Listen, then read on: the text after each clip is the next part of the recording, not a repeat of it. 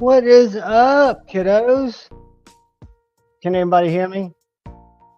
Hopefully you can. You'll let me know. Ed, channel member. Hey, man, channel member. Let me get that channel member. Chris Hinkle, channel member. Welcome, everybody. Junior Miss, channel member. Hopefully y'all are all mods now, you channel members. Demon 13, channel member. Paul Mills. What's up, fella? How are you, bud?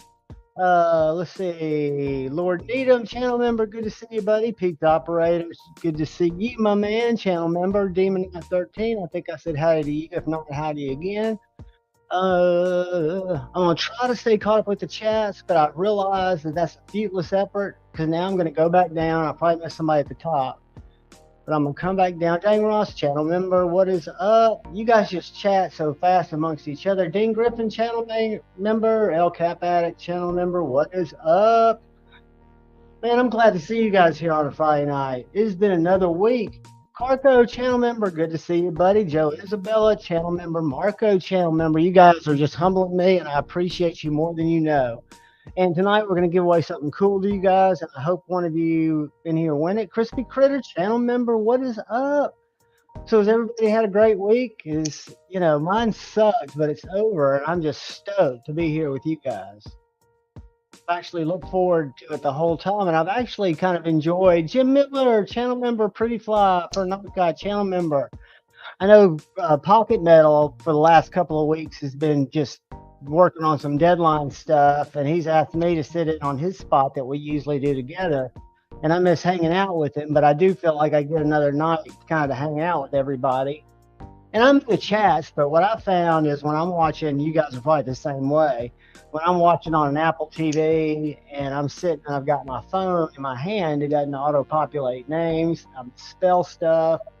I feel like if I'm gonna leave, I feel like I'm gonna leave somebody out. It's just sometimes I'll just sit there and creep. Is my point. So I listen to a lot of lives. I try to chat in a lot of lives, but sometimes I'm just trying to do other stuff. But man, it's good to see everybody. Gonzo, channel member, what is up? We got some fun stuff planned for tonight. We got a couple of little surprise giveaways that we'll look at to make sure everybody's included as long as you're 18 and have some address or a proxy in the continental U.S. And your state laws allow you to have the type of tools that we're going to be sharing. But yeah, did everybody have a good week? I hope everybody did. What I'm going to do early, I could show you guys what's come in, but I haven't had a lot come in this week. I've got several things on the way in. I hope Kevin Weininger, I've got to get that. I don't know why I say Weingarter. There's another Weingarter. Kevin Weininger, welcome, channel member. Good to see you, buddy. And guys, I pinned in the very top of the chat, there should be a link to the members video where we're going to give away this really cool Tucson that it reminds me in cutability of my shadow. So it's super slicey. It's great ergos. I've got it already boxed up because I'm not letting moss grow under me. I had to wait, and somebody I've still got, but it's not, I want to say, is it the 376? It's in the title of the video that you guys, if you haven't yet watched, but it's got a wicked ano, it's got killer, and you'll see it in the video. I'm just kind of going over the knife, but it's got really nice milling here. It's a medium full-size knife, but it's a sheep's foot. Has a D2 blade, but that doesn't bother me at all because it has my pill-shaped deployment hole, which this is a deployment like a flipper only, but you can easily thumb flick it. Whoops, I just almost failed it.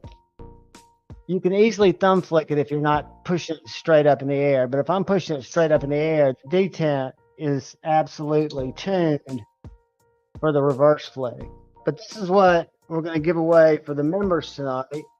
And then, like I said, we've got a couple of other like random stuff planned. But everybody, Chicago 23, what is up? Channel member. So all of you channel member, go up and some point and watch that video. You can bounce out of here, you can come back, and all you have to do is leave a word. It doesn't have to be, thank you, dude. My birthday is not until midnight. So I've got to make it till midnight for my complete lap to go around the sun. So right now I'm still just 45.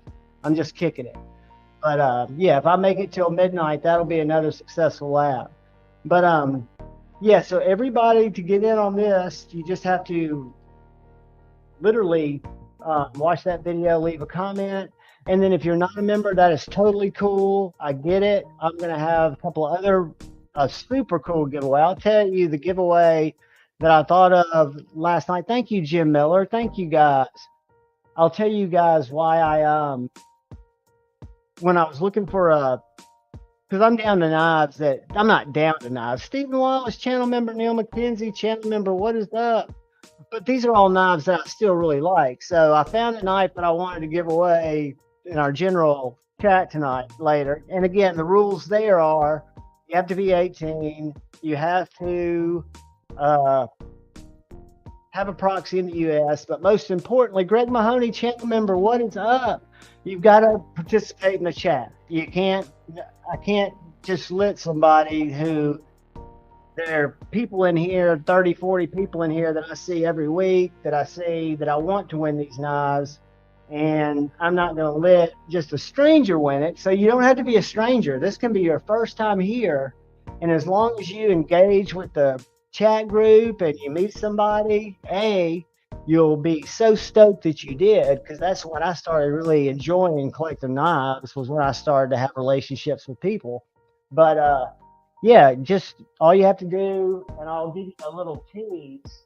I'm not going to show you what that is yet.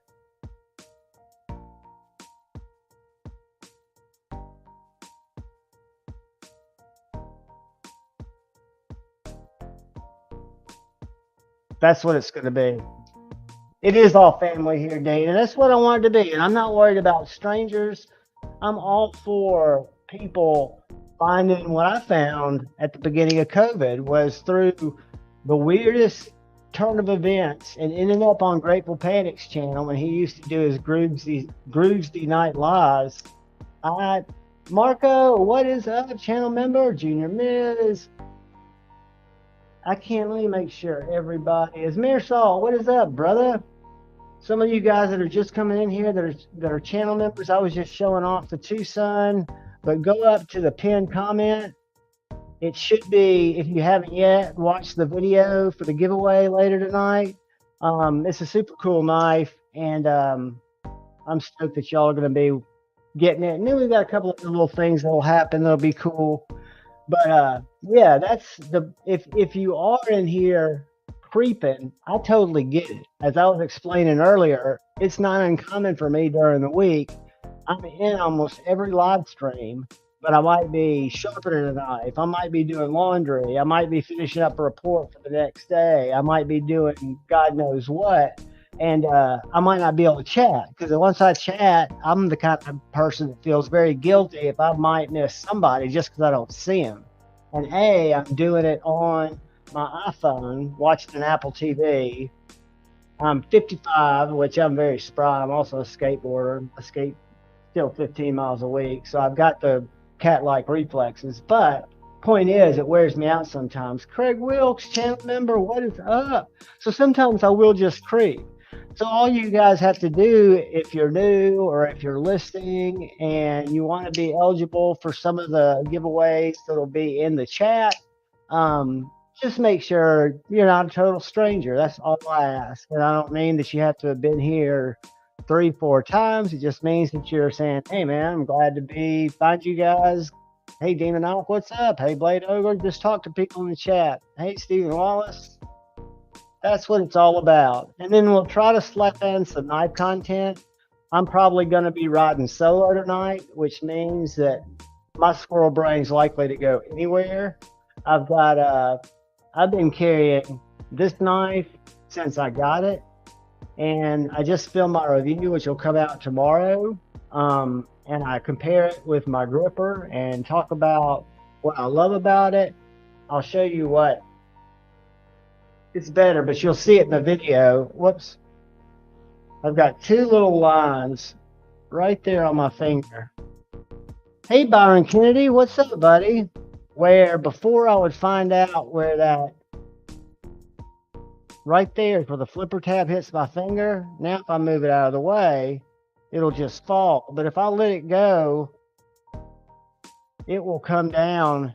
If I have my finger too far down here, it will actually come right into a full drop on my finger. I really enjoyed this knife. It cuts great. Again, it's S35VN, hollow ground.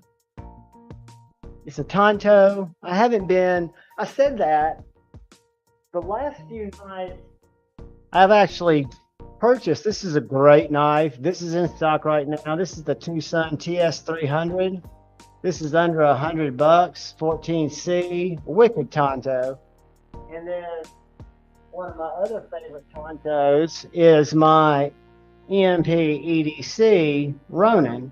So it's still my most underrepresented blade shape in my collection, but I find them very useful. Not to mention Mimbom, what is up? My brother from another mother. Not to mention, if I ever needed to be pokey stabby, I can be super pokey stabby. Almost pokey stabbed it at my foot. That would not have been good. So yeah, I've been carrying this in my main carry. And then in my right pocket, I'm having a hard time. I switched between my Jack Wolf's and my Viper Hug's, probably my favorite of my Viper knives, but I really like the Twin too. Those are Italian M390. Thank you, El Cap Addict. Buddy, I appreciate you, man. Thank you, thank you, thank you. And then around my neck, it's been storming here too, guys. So hopefully they've been blowing in and out. The day before yesterday, I lost power from about 1 o'clock in the afternoon till about 2 o'clock in the morning. I was asleep on the couch because I could hear the power trucks working right outside, going up and down. You could hear their walkie-talkies. And dude, the lights came on and it was like sunshine. I had to get up and turn everything off. And this is what I carried around my neck. I worked from home today. I didn't work from the office.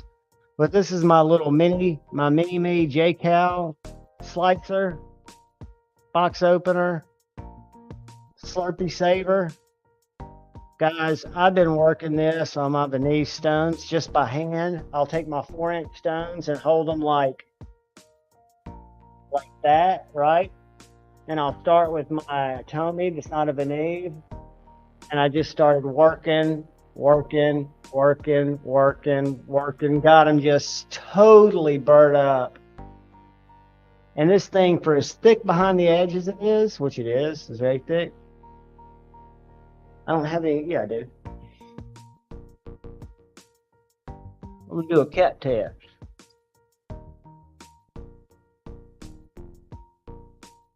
Whoops. Uh-oh. Don't blame the cutter. I'm not the best, and I can't get it on camera. But for as thick as it is,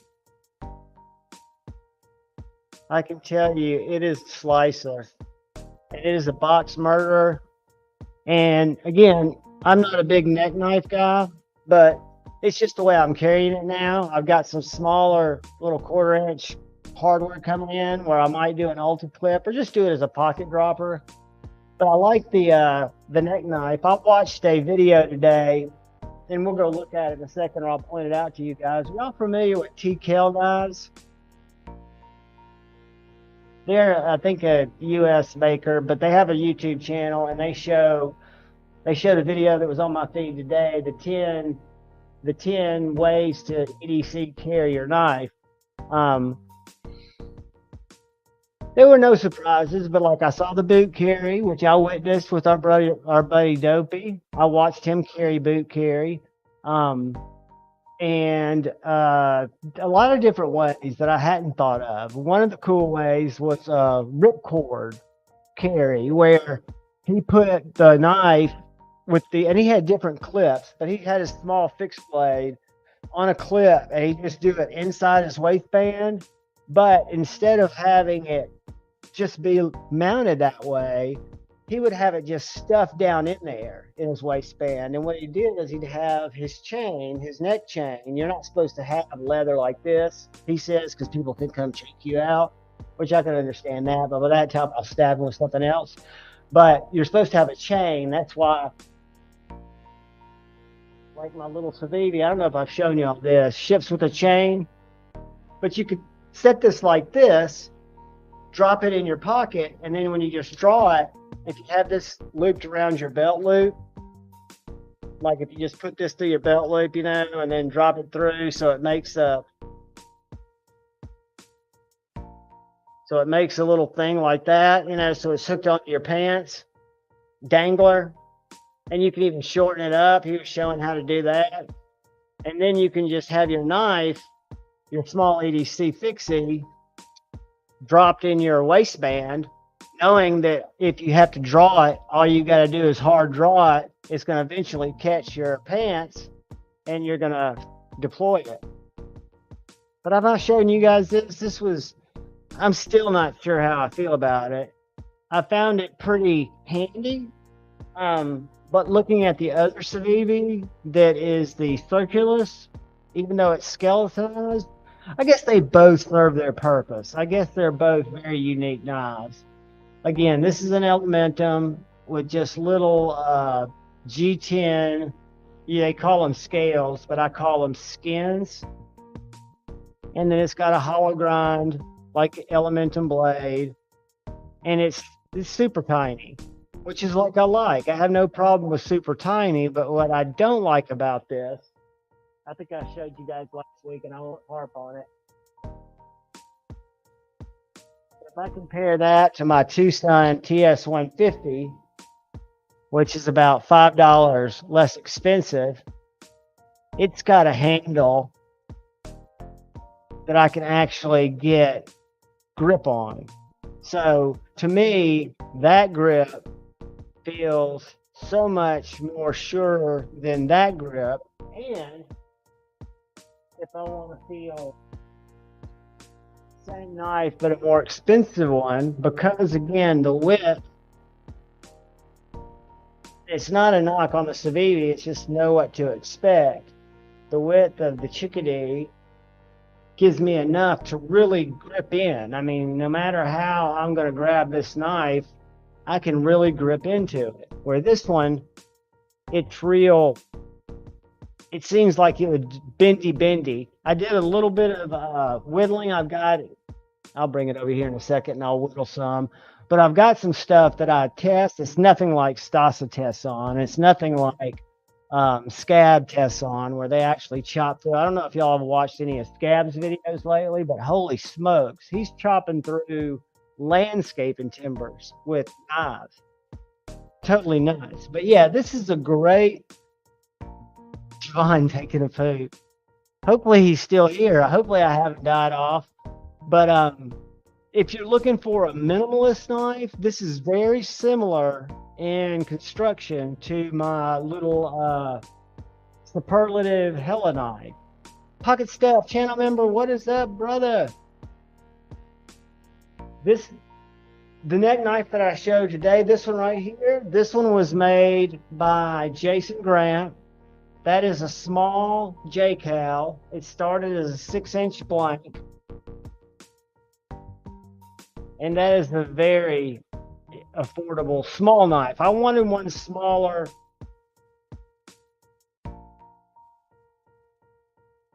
And I've got to send this to Lancelot Leather. I wanted one smaller than my smallest J-Cal. I actually have 3 that I bought that he put up for sale. But if you'll notice, the handle is identical, but the length, it's a shorty. So I can still get a full 4 fingers on the knife comfortably, as hard as I want, and I've got this little Skinner blade on the front. And this is not at all too big, and when I get a good sheath for it, I'm sure I'll carry it, because this gives me even more grip. And this is a little chisel grind, which is very slicey. And the other one that needs a sheath for Joe don't need to get both at the same time. So I've got to decide which one of these two. I'll let y'all decide which one I should get a sheath for. This is the biggest that I have. These are all J cows. And guys, pretty soon, he's moving right now. I don't know if he's going to pop in tonight or not, but he's in the midst of a move, him and his family, in the same town. He's not moving out of California. He's just moving neighborhoods. And he'll have a bigger shop. But that's this J cow, which is, I'd say, on the larger size of what I carry EDC Fixie.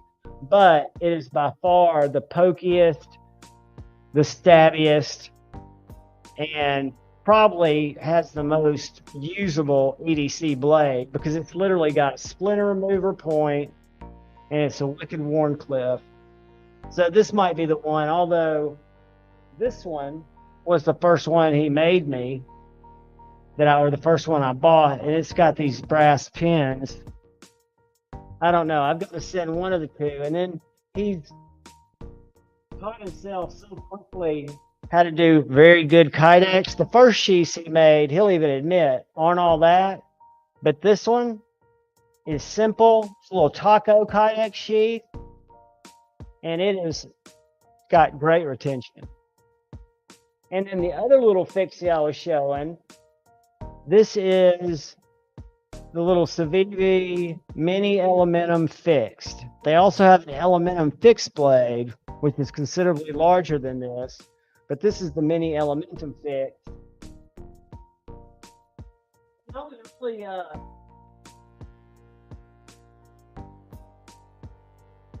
I was very impressed with the way that the packaging was, which tells me that the knife probably cost them $10. I don't know how much this would cost to make in China, but it came really well packaged. It came packaged in a perfectly square box. This was wrapped up, set in the box, and then the sheath was set in the box, and the chain was set in the box. And the sheath, where did I put it? Here it is. I tied it to my... This is another sheath that, again, is very minimalistic, has great retention, and it's just a banging little fixed blade on a budget. But again, Jacob Creates Chickadee is going to be much more expensive. But when the Tucson 150 comes back in stock in black or orange G10 and S90V, I would buy this for $47 before I bought the Civivi for $55. Even if the steel wasn't so much better, because it's got, for me, a more usable handle. And it's not too big. The handles don't make it too bulky, so to speak, for me to carry it comfortably on my belt, appendix style. It is a little banger. Where's the sheath? There it is. Because see, that's how I keep this one. Again, the sheath's not as good as the other sheaths. It's not shaking out. There's no rattle.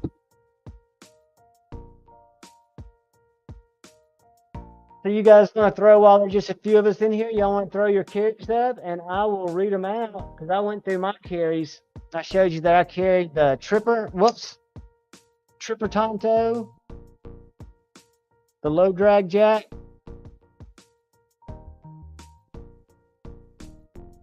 and the S90V, and the little J-Cow. Would you guys hang on?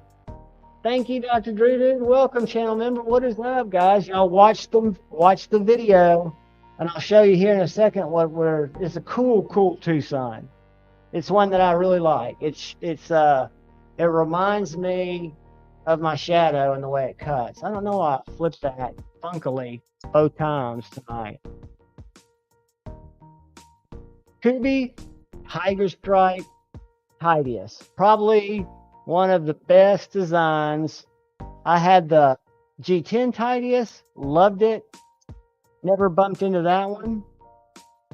Pretty fly. Carried the QSP Penguin Plus, the James brand Ellis Slim. Is that a Slippy?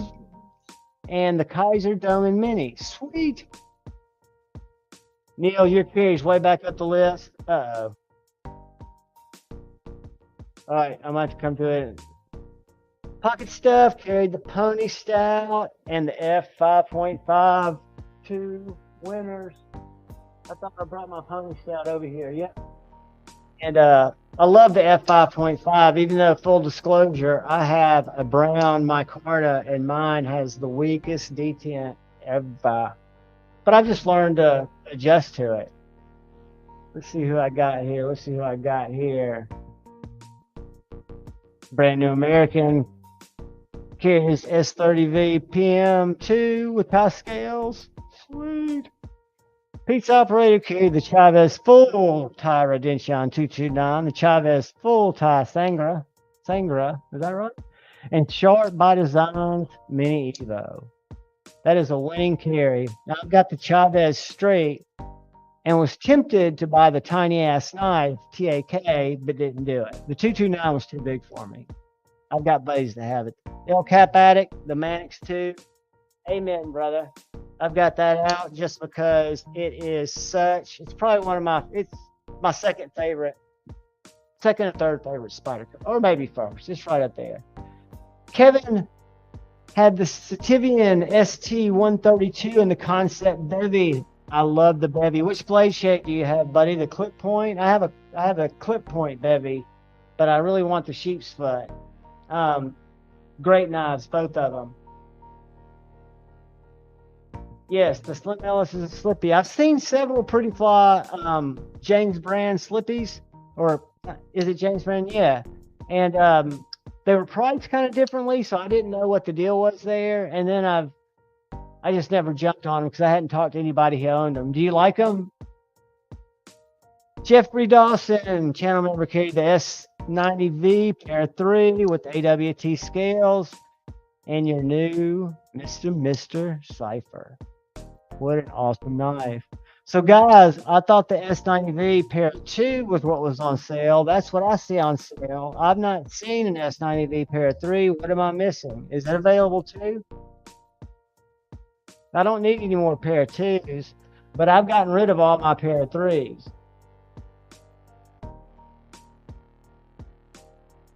Concept Egress, I don't even know what that is, Chicago 23, because if I start Googling stuff, I'll go really slow. John's will have one next week. No, I won't either. Javon's been curbing his purchasing, trying to clean out the herd. I've been carrying the Civivi Riffle that I won from Dopey a week or so ago, and the 940 with blue anode tie, rock scale, mollusk scales.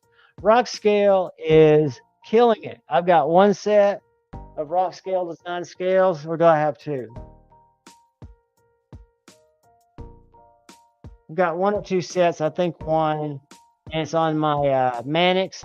I did the titanium ball, or the titanium ball cage, but at the time, Justin, I hadn't bought my ceramic and my spring, and I donated that to Shane so he could make his Manix more usable because he's got neuropathy. I've got plenty of strength in my hand to pull the spring down, but just love it.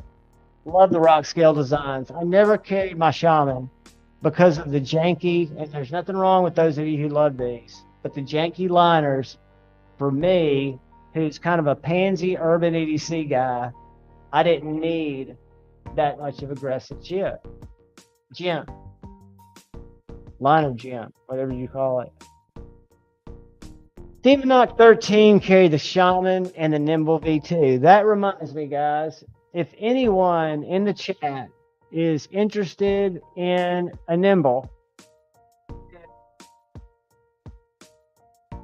there's a guy on Instagram who I've been communicating with.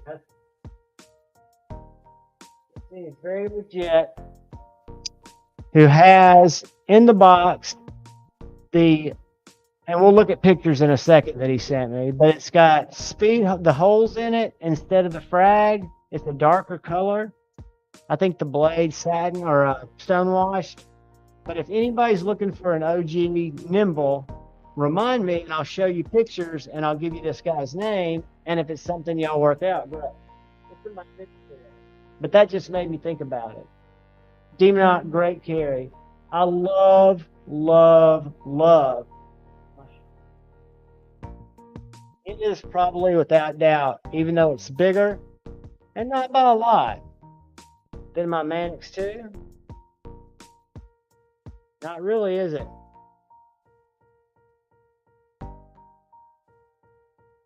Maybe a little thicker.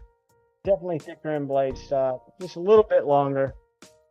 But I love, love, love my Shaman. This is the first knife that I was able to successfully finger flick, middle finger flick. This is it, guys. This is the one that broke my proverbial cherry. And this is a Cutlery Shop exclusive and CTS XHP. Loving my Shaman.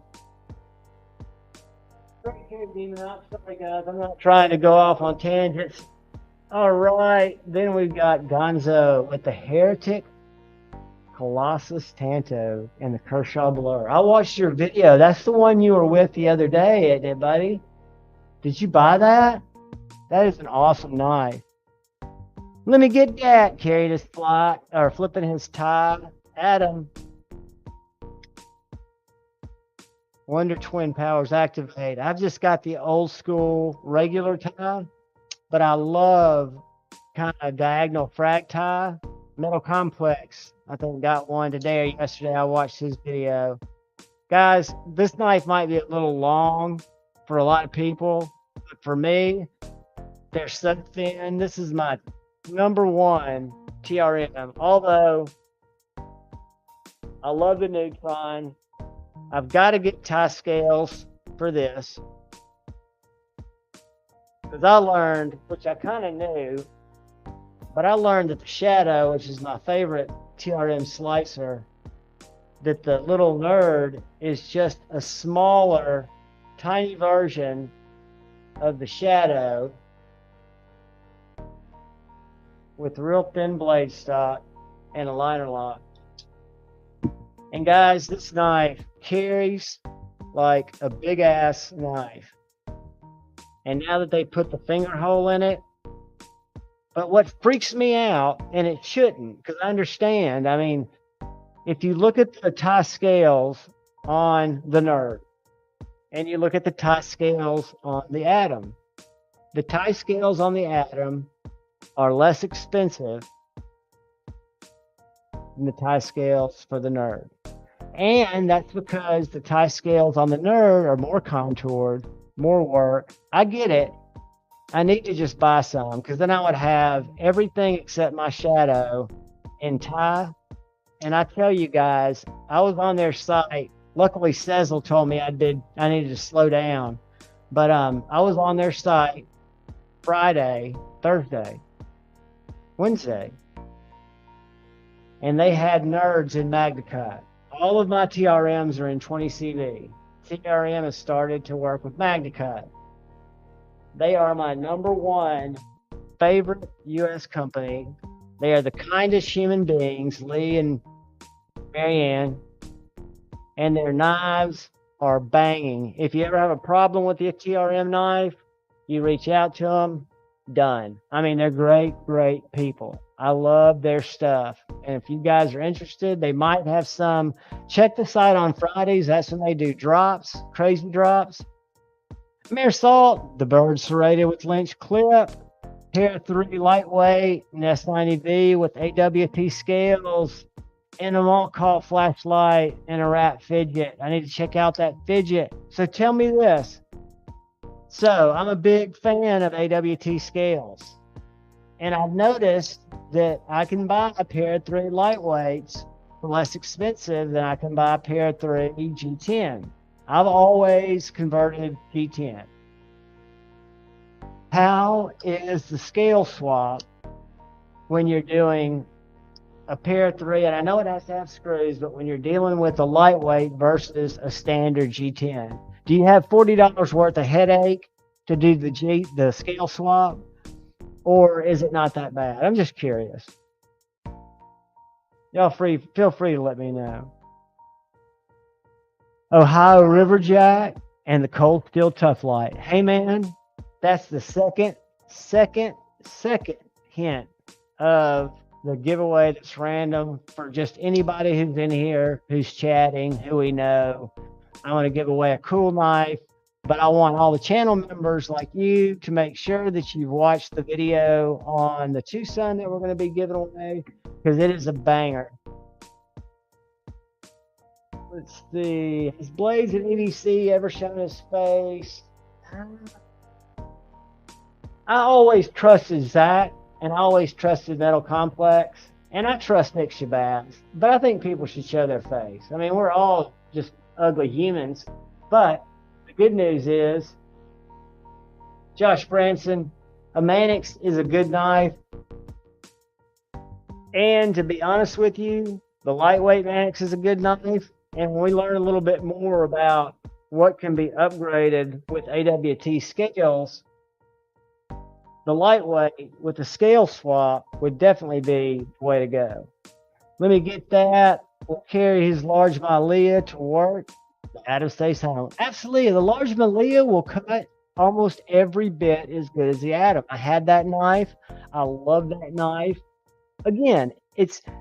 that's why on my channel, I don't do cut tests. I know edge geometry because I've used it. I know from what I've used, right? I know from what I've learned from you guys, from what I've learned from experiencing knives, and talk about how knives make me feel. So I don't know the ins and outs of blade steels, of this, that, and the other. But I can always tell somebody with a degree of certainty, if you're looking for a knife that's a Tonto that's in the 200 to 250 range, or if you're looking for an American-made knife for under 150 in a Warncliffe and a good steel, I have knives that I can recommend you, give you my phone number, so that if you're unhappy with what I recommended, you can call me and cuss me out. I wouldn't say something now just because I like it doesn't mean you guys are gonna like it. And just because I have little minor problems with it doesn't mean it's not great. For example, this Case Sidebuster Junior and the Case Sidebuster I've got in the cabinet behind me is a fantastic knife. I've experienced knives from Boker and modern slip joints that center up. This knife doesn't need to be centered as long as it's not rubbed. I don't need to be OCD about that. Should it be centered? In my mind, but that makes me think less of this knife that has a very well done hollow ground slicey blade that might not come sharp from the factory, but guys, I hand sharpen my slip joints just on my little Work Sharp field sharpener, and I can get this thing sharper than shit. So I love it. My point is, don't take a reviewer as an absolute. So unless you see a problem with the knife that is a failing situation, which is going to be that knife failing, or if you're hearing a customer service nightmare, you want to heed everything you hear, but take it with a grain of salt.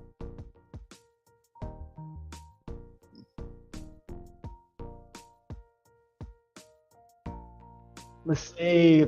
Joe Isabella's carrying his gold purple Frag Penguin, a Frag Cormorant, and a TS 247 Fixie.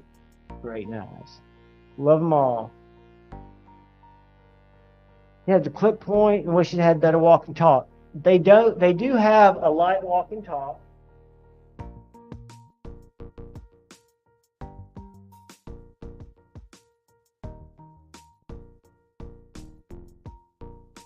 It is light, but it does stop. And it does have this Ricasa here, which is just not a sharpened part of the blade, which if you choked up on it, and it pushes down and you don't go crazy and just go, Harry Carry, I'm going to cut my fingers off. It's a pretty safe little knife. But you're right. It does not have a strong walk and talk. I would give it a 2-3, but it does have a half stop. Even though it doesn't want to lock in there, and I can walk it right past it. So that's why I haven't jumped on a bevy. I'll tell you some of the best slip joints that I've gotten that are traditional are the Boker or the Rough Rider Reserve. And I've gotten all mine from Smoky Mountain Knives. I have no affiliation with them. But like that little Copperhead and D2 and Blue Jean Micarta or Denim Micarta is a little knife, guys. And it is slicey. All of these have come super sharp.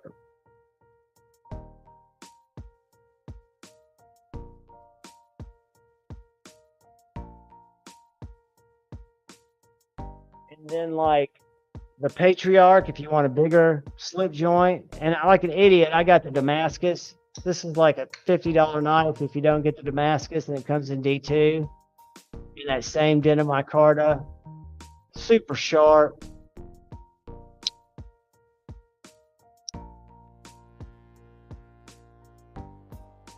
But yeah, I've been very pleased. Now, in my slip joint journey, I've just been buying single blade knives because I'm a weirdo, right? But all the Rough Riders also have this ricotta area here, which keeps the knife from cutting your finger like a Boker or some other, more traditional older knives would. But just a weird shape, but it's got good, stiff, walk and talk. And it came perfectly centered. Every Rough Rider Reserve, and I've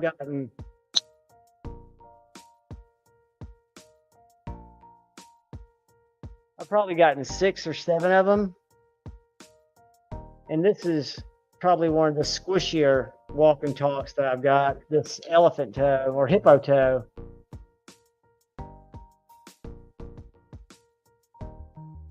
But good micarta, D2 has the pattern on there. I just think that Rough Rider Reserve makes some good knives. I've been pleased with them. Carry them quite a bit.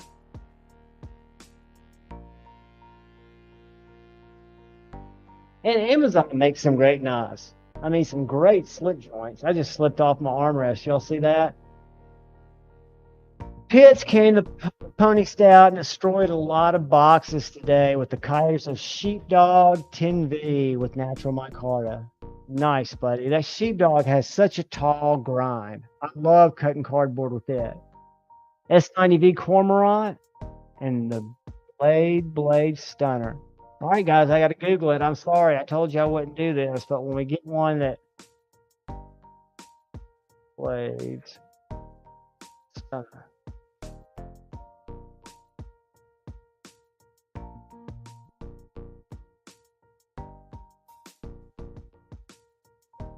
Oh, yeah. Is that a custom on Instagram? Or am I looking at something different? Is that Stunner Blade Customs? We'll have to see when we get down there. Oh, the pair 3 was a month or so ago, Jeffrey? Damn.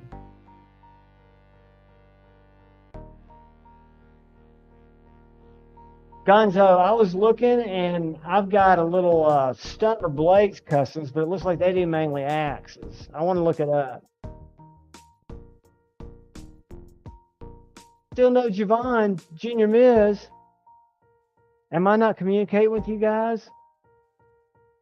Am I not talking to you guys? Pizza operator, what's up?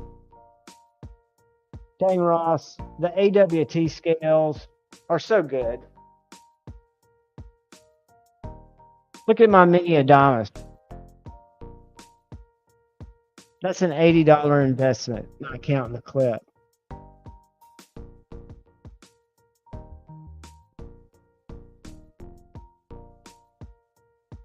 And that's the Sniper Gray, which matches my Crew Air blade, the darker one.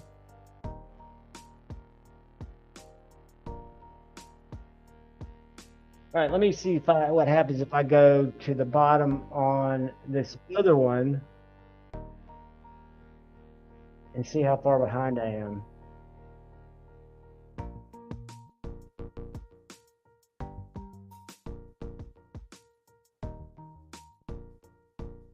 I'm just going looking real quick for Josh has the Artisan Arroyo, Dan Designs Clip Point, and Ryan. Y'all are wheeling and dealing down there. I love it. Dean Griffin's got the Norseman. I've handled one in like a really short spurt at Blade Show, not at Grinsmo's booth, but at a retailer. I think it was Arizona Custom Knives.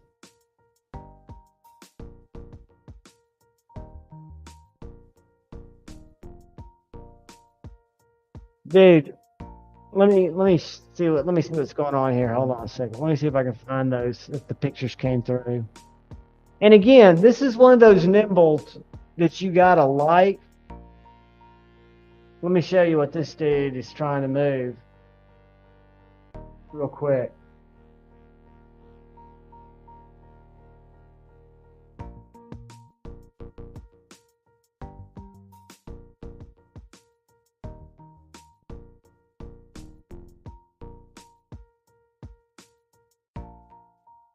That's his Instagram post showing the black and the blue. But then if you look at the speed holes, you've got a little bit of blue in there. So I don't know which limited version of this it was. But again, I just know him. We chat about knives, you know, and he's a big EMP fan. I mean, he doesn't want to sell it. I think he's just in a situation where he needs to move it. Thank you. Let me get that. That's just like I said, it was an orange scale shaman that I went to, was online and saw some sharp dress knives, super cool scales, and I couldn't resist it. Josh, you will have a shaman, dude.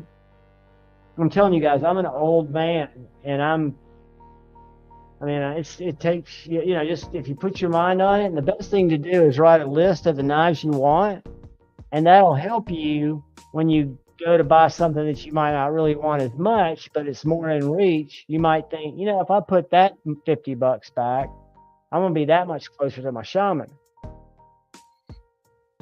I didn't do that until late in my collecting, and I was told, in this K20 channel member, I'm going to make you a moderator, buddy, in case you want to post links. I'm just going back through now, looking to see if I missed anybody. I want all y'all to have equal power. Jeffrey Dawson, you're a moderator.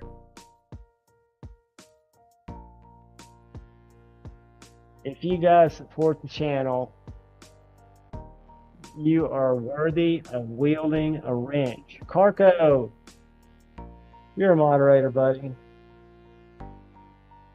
And y'all go watch the member video, and I'm going to show you what I'm going to give away, or one of the things I'm going to give away just to anybody in the chat, as long as they're chatting and they're 18 and they live in the continental U.S. Because we've had 2 hints. Marisol, you're a moderator.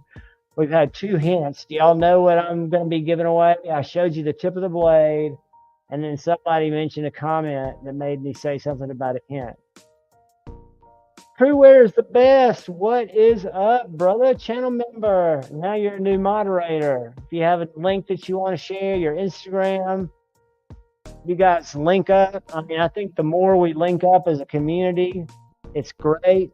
I've got a Clubhouse link posted in the community tab, and I'll re-update it.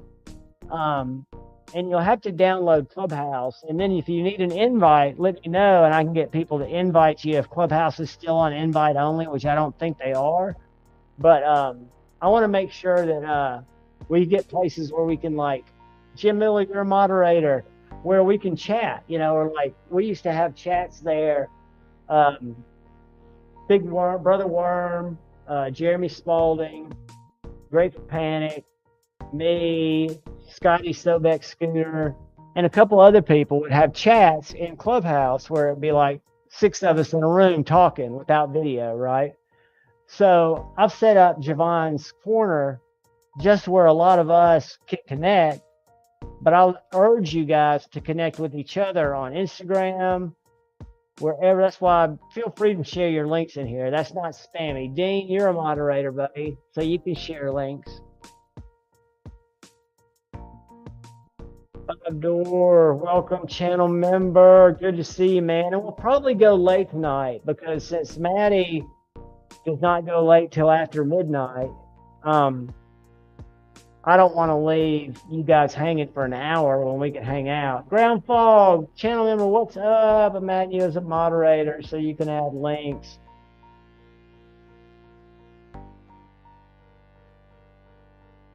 But all the members go watch the member video. And just so you know, when I decided to give this away tonight, I got online not only to make sure could I buy it, but to buy it and have it shipped my way. So I'll get another one of these Sunday. So I can ship this one out tomorrow. So I'm going to do a general giveaway of the Cold Steel Tough Light. Not the mini Tough Light, the Cold Steel Tough Light, which is the bigger version. Still tiny. But it's got the best ergos in the game. I think it's the best utility cutter you could ever want. It's got the triad lock. It drops right to the choil of my finger. Drop shut. I can flick it if I'm not on camera.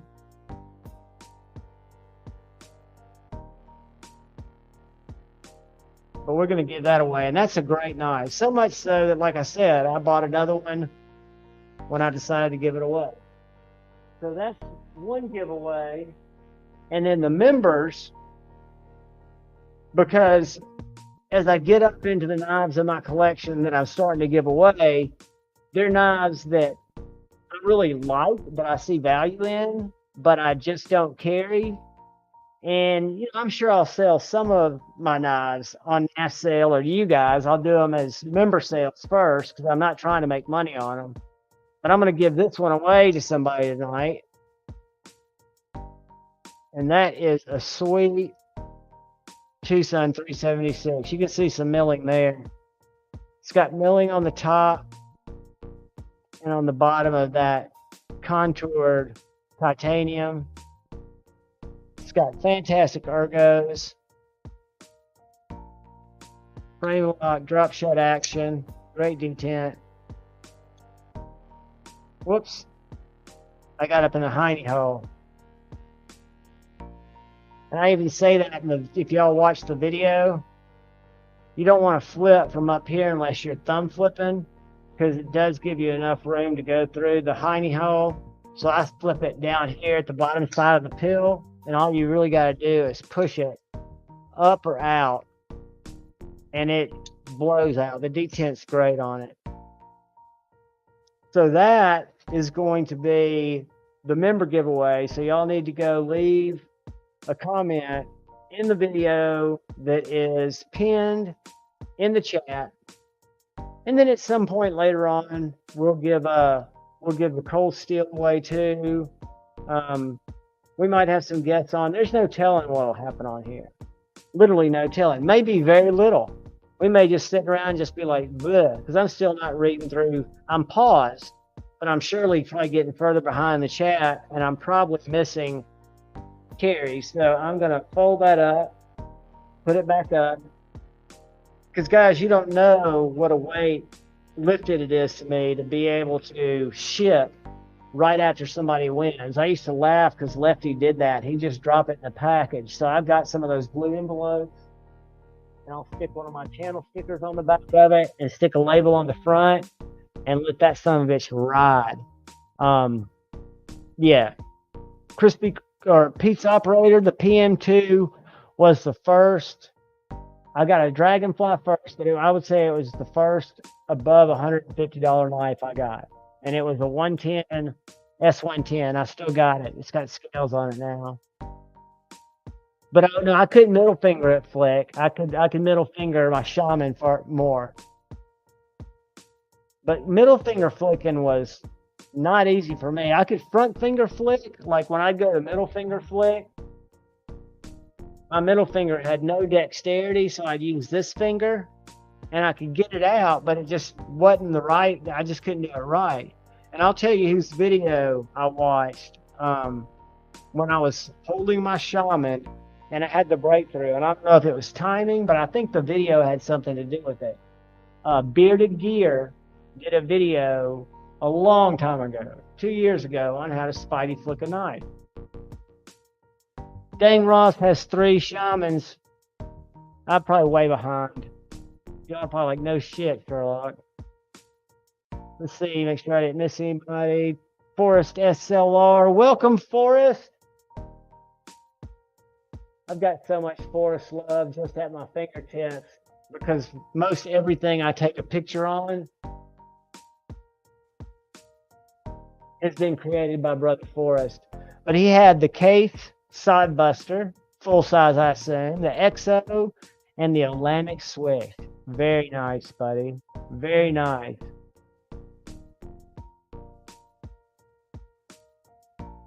Very, very, very nice. I'm sure you guys are talking to each other. I'm probably way behind. Shout out to 23. Maybe you shot 2 others. Blah, blah, blah, blah, blah, blah. I am money, my MG, my shaman, and P204 steel. What's that? What's P204? I don't know much about steels. I know the basics, but that's not one that I know. Just the intent. And I'm sorry if I just butcher y'all's channel names or if I butcher your names. I'm not doing it intentionally. I'm just a freaking idiot. Where did I? There it is.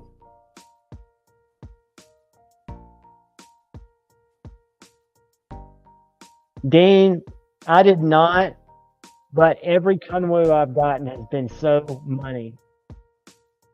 I'll take this back. I think the frame lock, to me, is more desirable than their bar lock. The detent's better. Staccato Pam, I don't know if you're still in here, but welcome. Welcome, welcome, sister. All right, am I getting caught up? I think I am. Jim Miller, it is stormy up here too, buddy. Lord Needham, the best photos on Instagram. If you're not following Needham, let me see if I've got Needham as a moderator here before I read his carry. Ed Harrison, welcome. I'm going backwards, guys. I'm sorry. Channel member Ed, Pedro Armstrong, welcome, brother. I'm not trying to get behind. I'm just making sure that Lord Needham's got a wrench.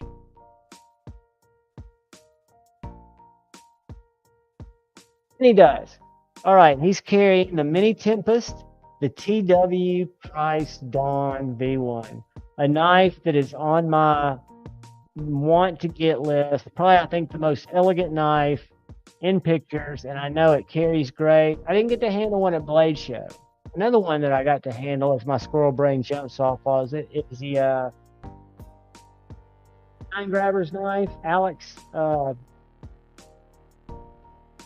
Ethan Ruins has one. Anyway, I'm jumping into this carry. The EMP Relative Magna Cut.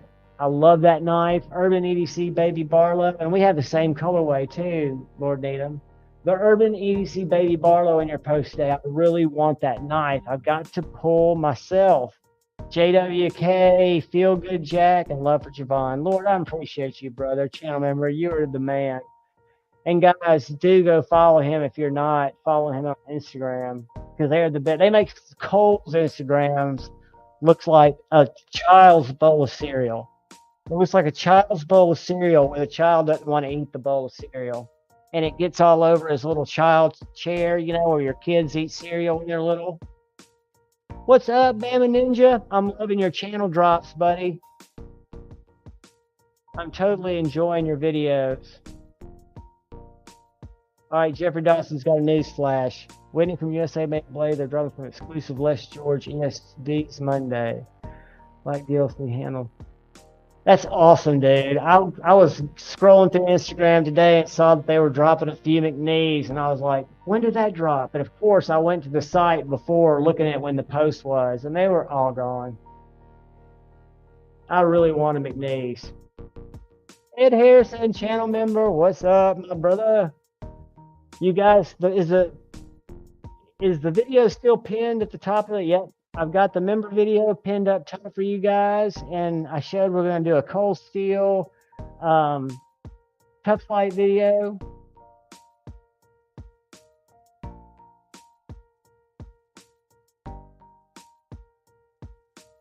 Lord, they cut loose on it. What it was just fake. I think it was man getting in there knowing I don't need my third nerd.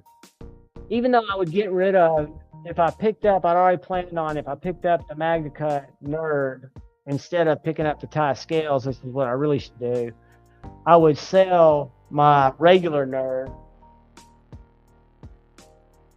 that doesn't have the full hole. But I kept it for posterity's sake because I do love it. And I've gotten to where I can't flick this now. Probably throw it through the computer screen. Well, I can flick it now. Also wanted to show Cole that I can flick my half track at will.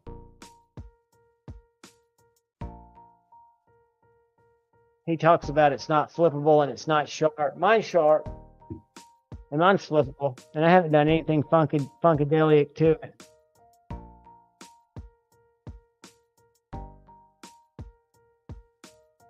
Etsy has a CME for 15 bucks. If somebody, oh my gosh, we have got a brother from another mother.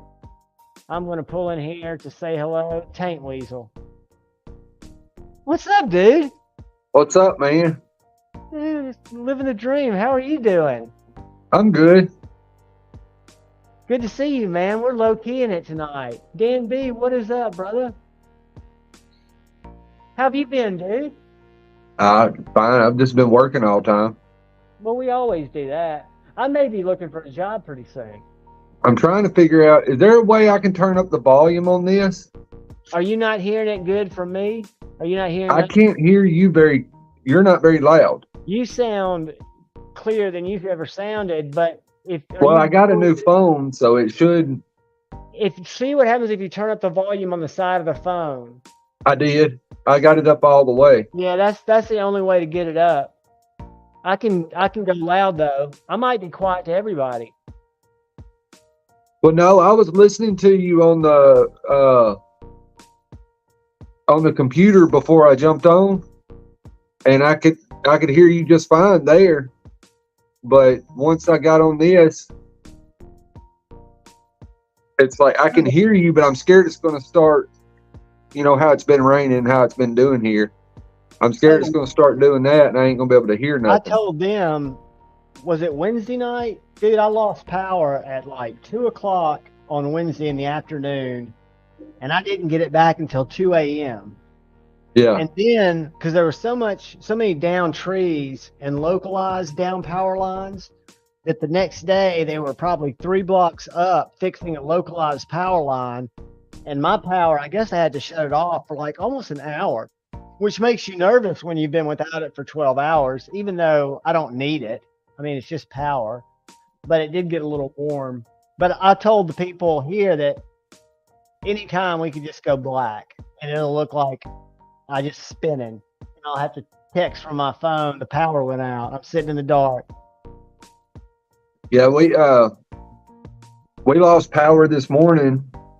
I've been up since 2 o'clock. I just couldn't sleep last night, and it stormed here from 2 o'clock until 5 o'clock when I went to work.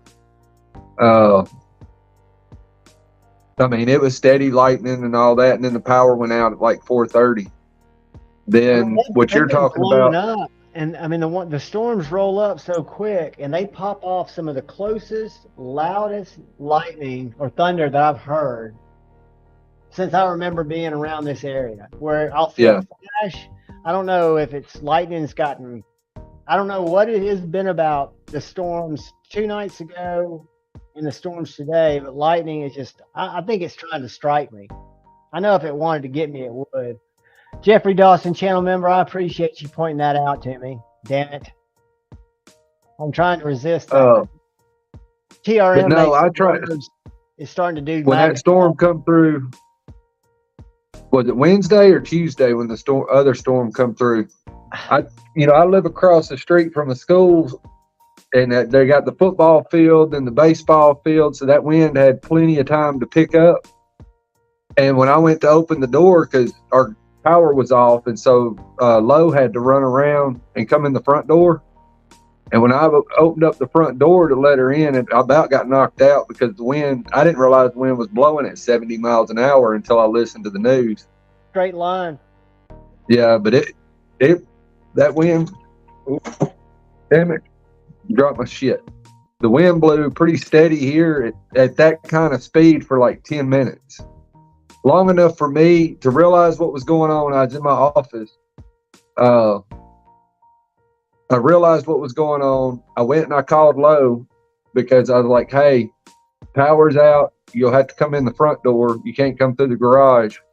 And, she drove down, she was still driving up and, coming home and all that kind of stuff. And the wind never stopped that entire time. So it was a good 10 minutes. Huh? Was it blowing Well, she was driving into it.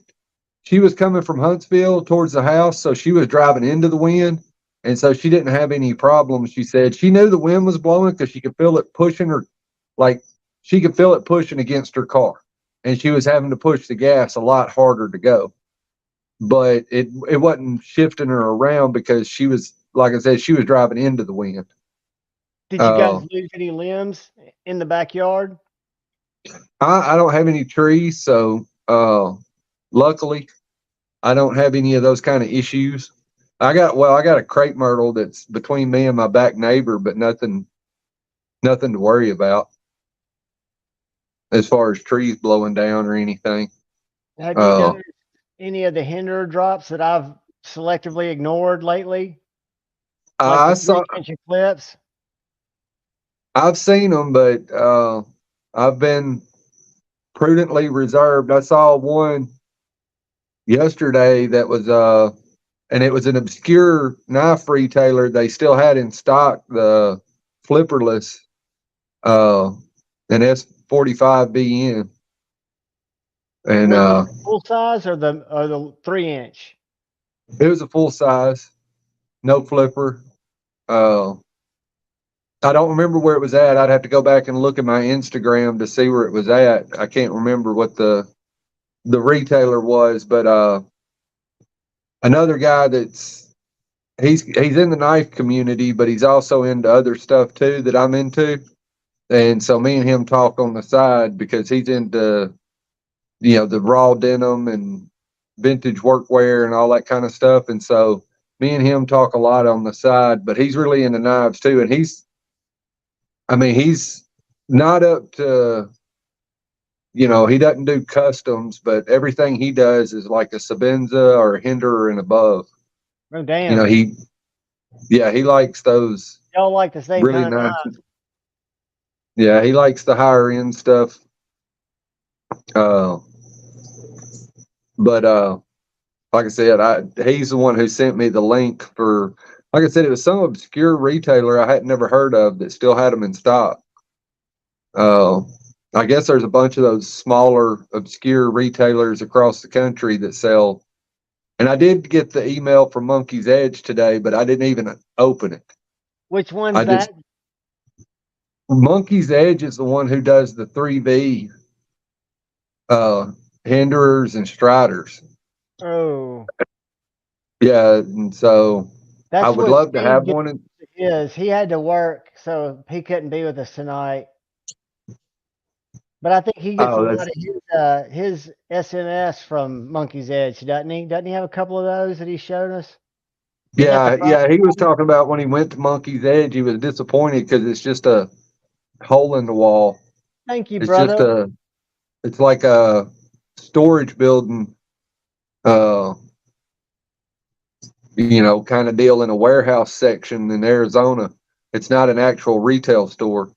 It's just a storage building where they load up. I mean, there's a lot of that though, where folks sell stuff and they use a rental of some kind. They rent, a warehouse of some sorts, and that's where they sell their stuff from. There's a lot of online retailers that way. Right. Because Having a brick and mortar store costs a fortune. So 204P is just like M390 20CV. I don't know. I've never heard of that before. Do you remember whose comment I put up there a second ago who was looking for a spring and a detent ball for a smock? The 204P is a carpenter steel, and I think it's got tungsten in it. It's basically M390, but I think they added tungsten to it. This is a resident metallurgist. No, I mean, they make it right down the road, John. You should know what it is. I don't know it. They make it over by Calhoun. Oh, really? Yeah, it's made in Athens. Or Tanner, or whatever you want to call it. But yeah, it's made right up the road on Highway 31. Whoever was looking for a smock, detent ball, and spring, I'm assuming you're looking for the secondary detent, because I took my secondary detent ball and my spring out, so I've got them in my Spyderco box, and I can honestly say that I'll never sell this knife, and I'll never put that secondary detent ball and spring back. So if that's the one you're looking for, send me an email at Knives Live 2021. I'll try to put that together for you because I don't use it. And then if that's the one that you're wanting it for, why? I would think you would want to keep it just sweet.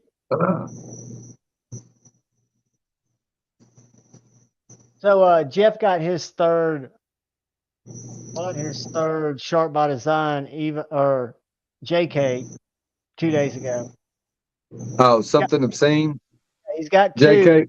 and he just bought his third one. Yeah, the second one he bought has like paisley up by the pivot collar. You know how it's got like a little inlay there? So lot of the, and this one, it literally doesn't look like mokume. It looks like paisley. It's wild. I mean, you could probably get some type of G10 or maybe even carbon fiber that looks like paisley. I still haven't put my carbon fiber scales into my JK. Dude, you leave it in the box and tell me when you're not in love with it. Let's see if we can find the one I'm talking about. A to Z.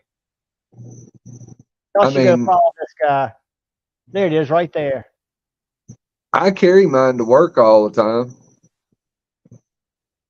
What material do you think that is? Hang on, let me look at it. Oh, that's a form of, it looks like a form of carbon fiber. It's just done to where it looks like paisleys.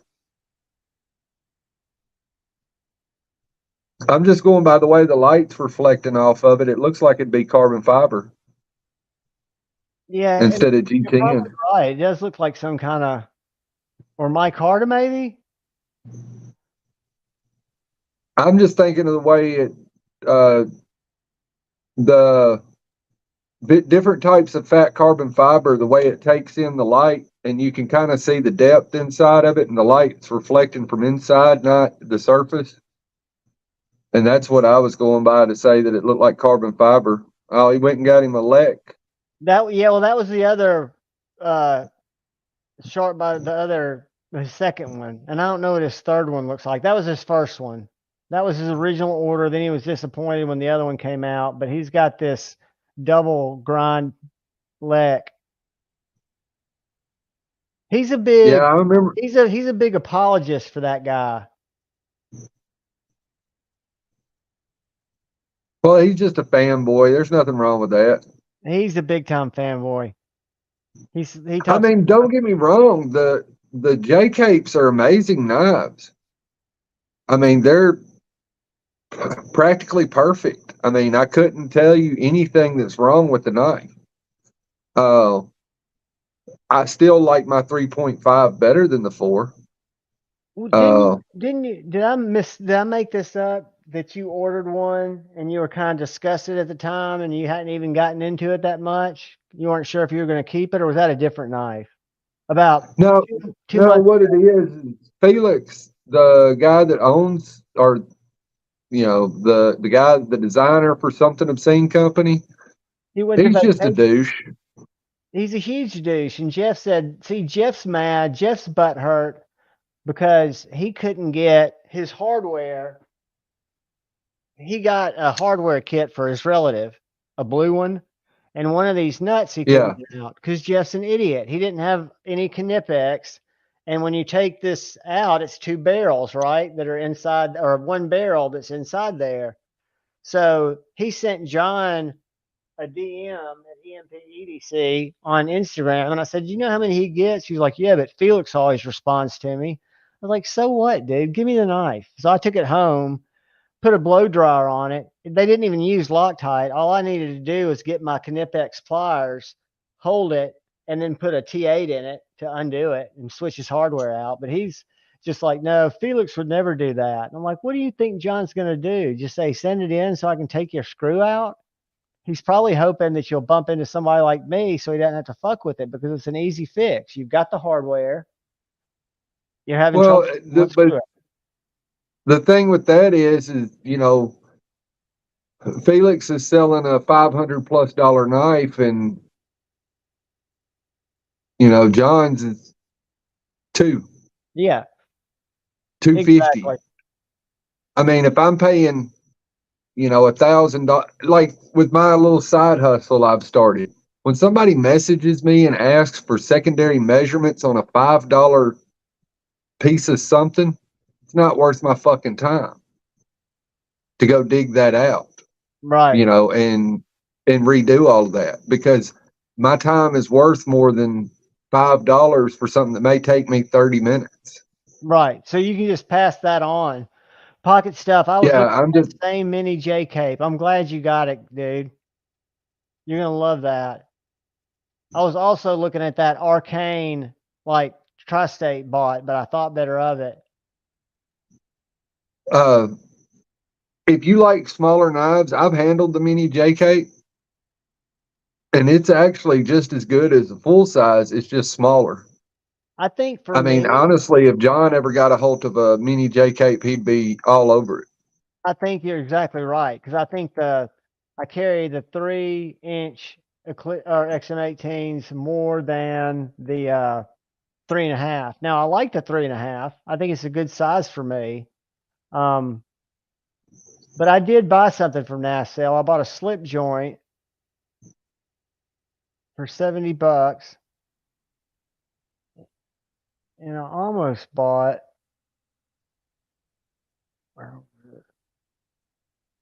I think you would like the mini J cape too, though, because you wear khakis all the time. They may be 511s, but they're still khakis. It's still not like a pair of blue jeans. Right. Well, I wear Um, regular khakis. I don't wear. You're right. I wear regular khakis most of the time. 511s on the weekends. okay. See, I didn't know what you wore at work. I just assumed you wore the 511s all the No, time. just regular Ozods, thinner. But they would be perfect for the mini. Yeah, the full size J cape and a pair of khakis is a little much, especially the newer ones because they're a lot thicker, a lot heavier titanium. There's a TPK for $100. I don't have any affiliation with NASL guys. I just look at knives too much. Here's a Strider. Now 3/4 is the smaller one, right? No, well, I think the blade's not very long, but it's still a hoss. Oh, I know they're Hosses. Steve's been threatening to send me one to check out. I've checked yours out. I'm trying not to do anything too crazy. Well, the Strider world can get crazy. These have got me really interested since Strasa did his review on it. And did you see his unboxing today of their folding one that they're releasing? I haven't watched any videos today but yours. Oh, thank you, buddy. Well, I watched a couple of your shorts. Uh, and then I listened to some music, and then I've been doing my little side work and shower and eat and all that kind of stuff since I got home from work. Dude, I think your side work has become a lot going. I think you're doing really well, and you're just not talking about it. Well, I'm just trying to. I mean, it. I'm doing what I should be doing for where I'm at with it. For lack of a better way to put it, I really it's. I don't know. I guess I can try to. The way eBay works is if you do everything correctly. And I'm not talking about knives. I'm talking about with clothes, because like every knife I post, it sells within a few days. Which I haven't posted, but a few, like three of them. But each one I post, the knives, it's a different story. You post a knife, if you've got a good knife, you're going to sell it. But with clothes that I sell, if you list everything correctly, for every 100 that you list, you'll sell one a day. And right now I'm at 300 listed, and I've been doing anywhere from 3 to 5 a day. And that's the reason the algorithm is set up that way, is if that's all you have, then that's probably all you can handle. If you have somebody with 10,000 items listed, they're obviously a bigger production, and so they can handle more shipping and receiving and customer service. Basically, eBay keeps you from getting overwhelmed based off of how much activity you have. So they The throttle more it you do, based on your ability to ship that much. right? They've been doing it so long, they know that if you have, like in my case, 300 things listed, that you can probably handle 3 to 5 sales a day. If you got 10,000, you're obviously a big outfit or a bigger outfit. And so you can handle more sales a day. And so you'll get those sales if you're doing everything else right. If you're posting shit, then obviously you're not going to sell it. But if you're No, posting quality products at a reasonable price, then you're going to sell uh, basically one for every 100 items you have listed. And it goes that way with everything except for your few little niche. If you take like electronics, it's different. Knives, it's different. There's a few other things, that is uh, comics, baseball cards, things of that nature. Some of that stuff may sit on it forever. Some of it may sell in 30 seconds. With electronics, it normally sells really fast, uh, because it's a lot more difficult to get. And so, do you pick up but you some of also, that stuff too, or are you strictly clothing? clothing and outdoors. I do some hiking type stuff, backpacks, rock climbing. I've got some rock climbing stuff. I just do stuff that I know, so it's, outdoorsy type stuff. Uh, and, clothing. Most of the clothing I do is just your basic stuff. It's just jeans and t-shirts. And that's what you sell 90% of the time, is a pair of pants or a t-shirt or a pair of shorts. It's really, I mean, it'd be nice if I could say I was selling all the really cool shit that I find, like that purple jacket I posted. But most people aren't. They talk about they're interested in it, but they're not interested in it. It's kind of like the people that want the $2,000 custom knife. They talk about it, they drool over it, but when it comes to actually dropping They writing the don't want to check, pay for it. they don't want to pay for it. And but it attracts people. Uh, and some of the things that I participate in when it comes to that kind of stuff, it gets people to come and look at other stuff in my store. And so it gets them to buy other stuff. They're not going to come in there and buy a $300 purple crushed velvet jacket, even though it's extremely rare and extremely difficult to get. They're not going to come buy that because it's just a little too flamboyant, too extravagant, or whatever. Yeah, but as your But they store may grows, buy. I would think more people following your store will bring more diverse people that will buy that stuff. I would think it has that. it will eventually. That one person who is willing to pull the trigger and has the money will eventually, find their way in there. But a lot of people will stop and look at that. And I know this is what happens. And then they'll turn around and buy a pair of shorts, or they'll turn around and buy a shirt, another, a regular, more generalized, lower price t-shirt, or a sweatshirt or something of that nature. Uh, when you go, and any of you that live in a bigger city that has actual vintage stores, they'll have crazy stuff stuck in the windows out where you can see it. They'll have a T-shirt that's $1,000, or they'll have a jacket that's $2,000 or $3,000. It'll be an old Levi's jacket that's $2,000. And what those are for is to get you in the store. Well, I want to go see this $2,000 Levi's jacket. So you go in there and you start looking around, and next thing you know, you done bought something else. You may not buy the 2,000. It's just to attract you to the store. You're right. It's to get you to walk in. It's like the flag out in front of the car dealership flagging to get your attention, to pull you up. But that's why they park the Corvettes at the front of the Chevy dealership. Yep. The Mustangs at the front of the Ford dealership. If a dealership has a GT, then they're going to pull that Ford GT out to the front. Tell me what you guys think of this. Stasa did a review on it tonight. This is his, or he did an unboxing. Best Tech made it. It is, let me show you what it comes from. It is this knife in a folder. So that's the second one they did.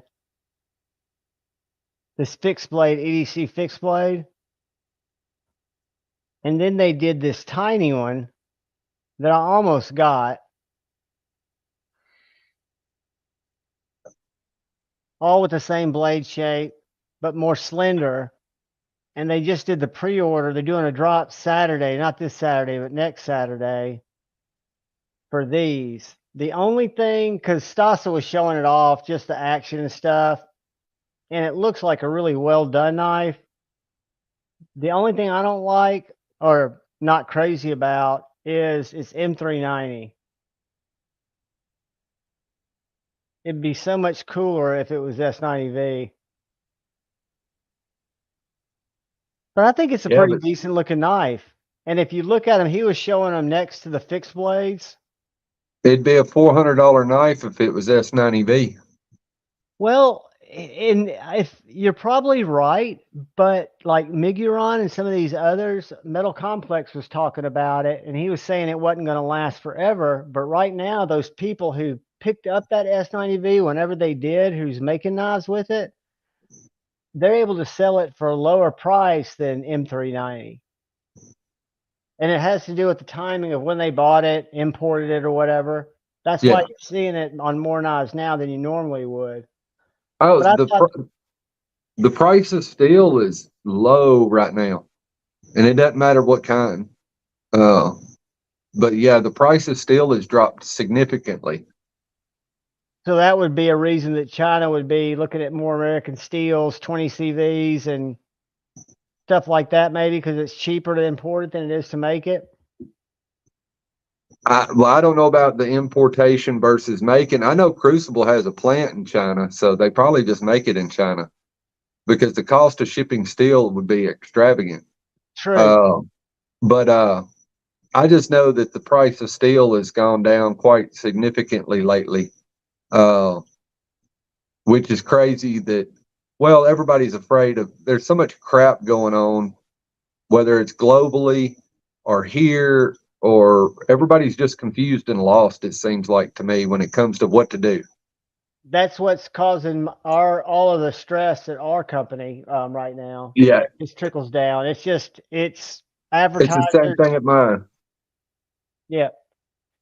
It's just nothing's going to change it, but I think it's just the overall mental health and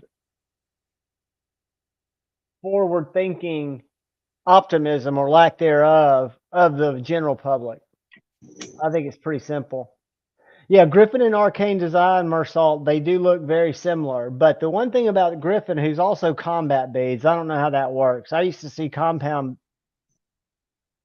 beads on Urban EDC before they ever had a knife. But they only do that one style. So I think, you know, Israel stuff all kind of looks that way, kind of has that kind of wonky look. Show you something else, dude, that I picked up on the budget side that I've really been pleased with. You know, I've kind of been a Vostede fan anyway, with the raccoon and with the nightshade. This is their one that just came out. I think it's out now, but at White Mountain Knives. It's called the Corsair. And I don't like this color, but this is one of the last colors I had left. It's micarta. It's got a little gold pivot collar, steel clip, but it uses their version of a bar lock that has really stiff springs. So if I catch it, it's not only sucks it back in, but it gives it a real detent or a real feeling detent. And I want to say it's I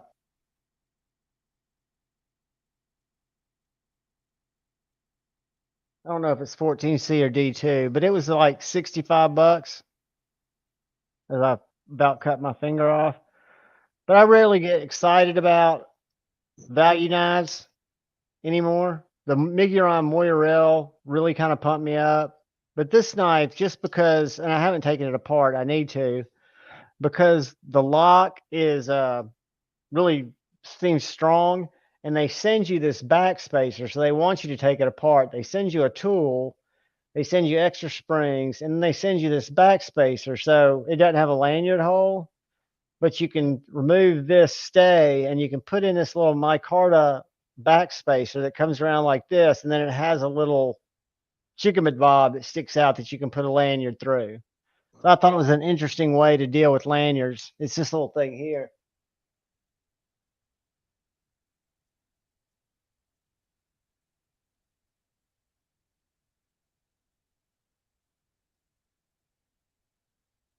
See how that little triangle would stick back up, so you can put a lanyard in it? I think more knife companies should do that. Yeah, there's so many different ways to deal with it. Have I showed you my big little scar? The guy I met over in Blade Show, Jack Billings, CEO, bought this off NAF sales. They're carrying them now. It's small, like if you look at it compared to my Mordax.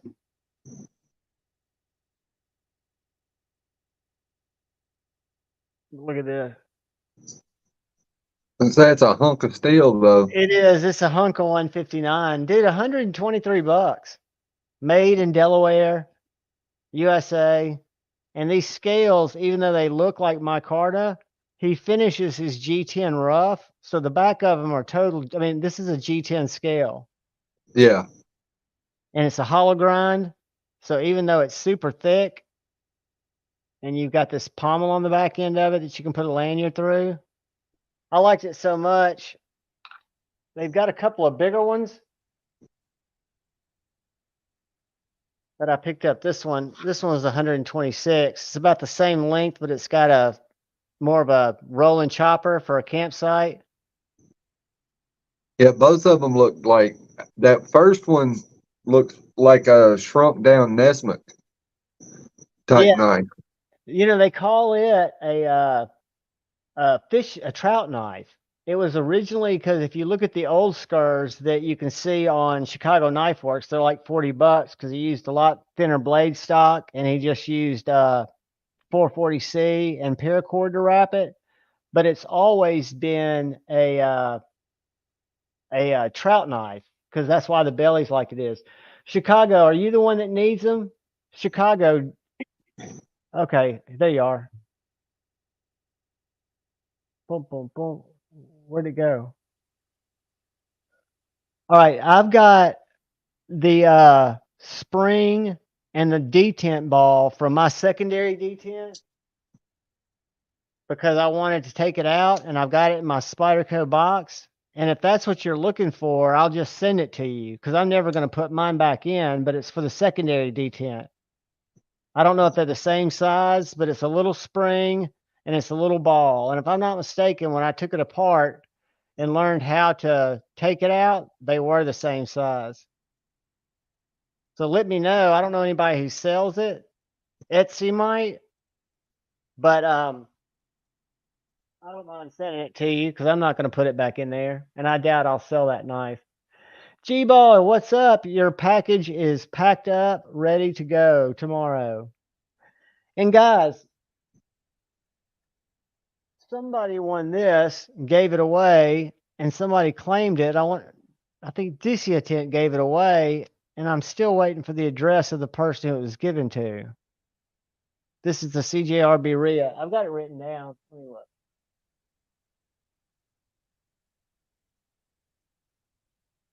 And then we'll do a giveaway to further confuse things. But you members that have not yet, watch that video and leave a comment because we're going to be giving away the Tucson momentarily. And you know, when I do that one, I have to do it real secret squirrel like because I've got to make the video. So Joe Isabella, Dissident gave it to Joe Isabella, and Joe Isabella, if you're in here, I need your address. This is 2021 at well. Joe Isabella, and you may have done it, but I looked for it the other day and I could not find it. I don't even know if Joe's still in here. I think he said he might need to go and come back. But I do think again, I think enough about this knife that I bought another one before I even started the live, but it's black. It does carry point down. It's not it's lefty righty reversible. But I think it's just designed that way. And I'm telling you, damn it, for a triad lock, damn it. All right. It flicks. You saw me flick it earlier. Flicking a triad lock is hard, so. Yeah, but I flicked it very successful. And what I like about this one is the way that choil is. You put your finger there and you push it and it drops right down to the choil. The only thing I don't like about the Tough Light is I don't care. Fucking tip down, no.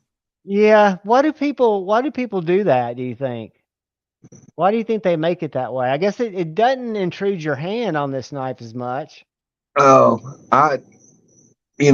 with Microtech, they say that it's because, with a big knife, the intent is for you to carry it in your back pocket. I know when pocket clips first started, all of them were tipped down.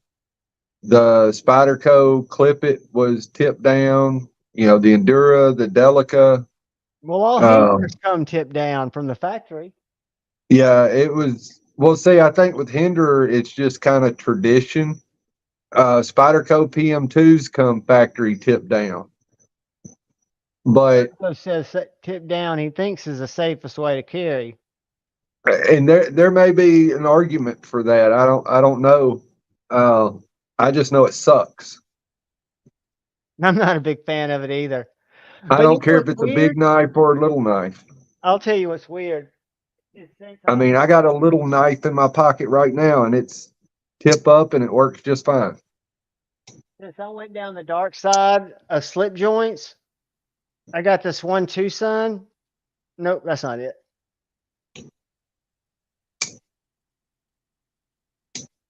I got this one Tucson that came with a clip, and it really bummed me out because you can't take the clip off. But it goes in my slip fine. M390, titanium, and copper for $89. And check out what they got in today or yesterday. I was getting ready to buy it, and then I realized it was the same freaking knife with a different colorway. Check this one out, and I think it's much cooler. So this one, again, is titanium with this copper inlaid. So you can see the inlay there. And this one that they just got in yesterday is carbon fiber inlaid in the titanium. And to me, it just looks awesome. That does look good. Doesn't that look cool? Yeah. But it comes with a clip, which is okay. And guess what else I've got coming, buddy? But I'd say I mean, a clip on a slip joint's fine. I know, but I've been part of the slip joint thing for me has been putting them in slips. I've gotten a bunch of slips from Etsy, one from Joe on the secondary, one from Northwood on the secondary from Lefty. Both of those came from Lefty. And I just like to drop them in a slip and drop them in my left pocket. But this is a really good knife. I'd seen it, and you can get it cheaper on eBay if you win the auction. But for $84, less 10% using Javon 10, I think it's a great value for a modern slippy. They've also got this one in stock that you guys will probably hate, but it's one of my favorites. I carry this one more than this little titanium one. It's a night morning design. Super stiff spring. It's got that fuller, so it's easy to grab the blade because it's got a really strong walk and talk. But yeah, I'll gobble up those Tucsons when they become available because these two haven't come back in stock. But these little double detents, carbon fiber and S90V. Whoops. And this one, for some reason, I can't get my finger over it as easily as my Warncliffe. It doesn't go back far enough. My finger's not long enough, so I've got to kind of choke up on it.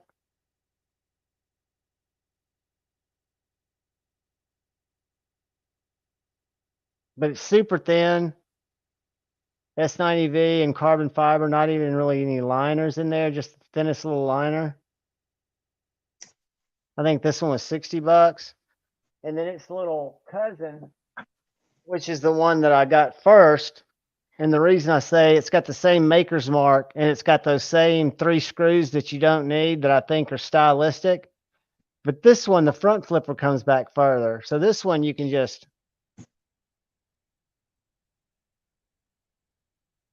and you can flick it. But it's just a great little slip joint. I keep it in a slip in my pocket because I'm a knife junkie. But I've enjoyed them. I've enjoyed my slip joints. It has cut into my EDC fixed blade carry, but not too much. Did you see that little Civivi I showed earlier? What's up, El Cap Addict? Chris Wolf, what is up? The best beard in the land. Joe Isabella. Hey, man, the reason I put my email up earlier is I still need your mailing address, brother. I've got a knife here to send out to you that was gifted to you. Let me find it real quick, my email address, and throw it up there for you. And if you'll just shoot me hey, this is Joe Isabella, send me, here's my address. I'll send it out tomorrow morning with G-balls. I'm going to put it in here again.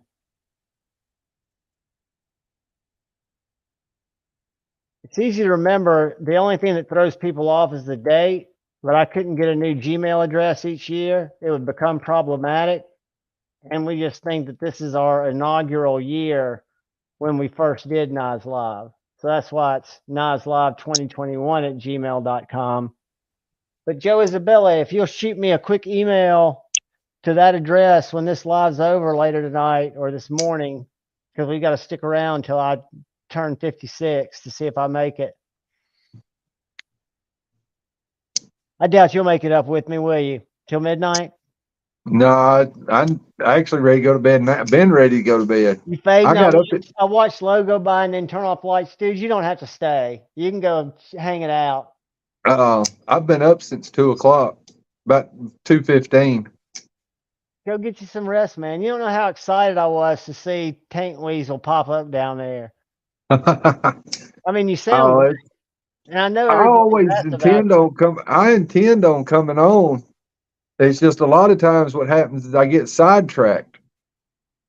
You buddy. know, I I'll be know in it's the probably office doing my thing and won't even realize it. And I'll be like, well, I'll go on, I'll get the notification and I'll be like, I'm going to finish what I'm doing. And then I'll go on.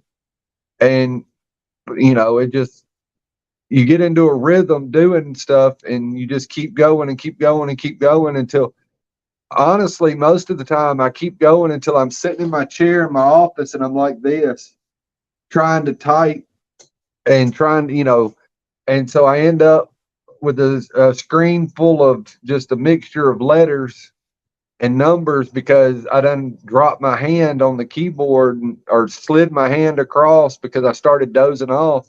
when you doze. Because my intent is, and me and Lowe's been talking about it is that January of 2025 for my store to be at a point where I can stop doing my regular job. Right.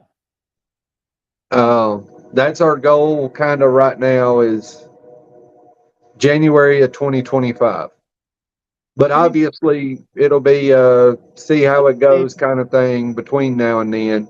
But next month it will become fully self-sufficient, which it already is. I'm already making way more than what I spend.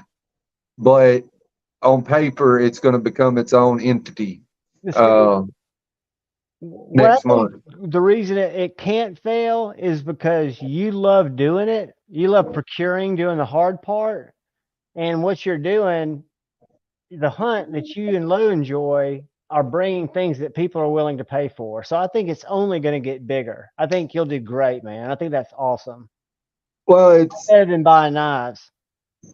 uh, the thing is I would love to do knives as a part of it too, but there's no. I mean, I could chase drops.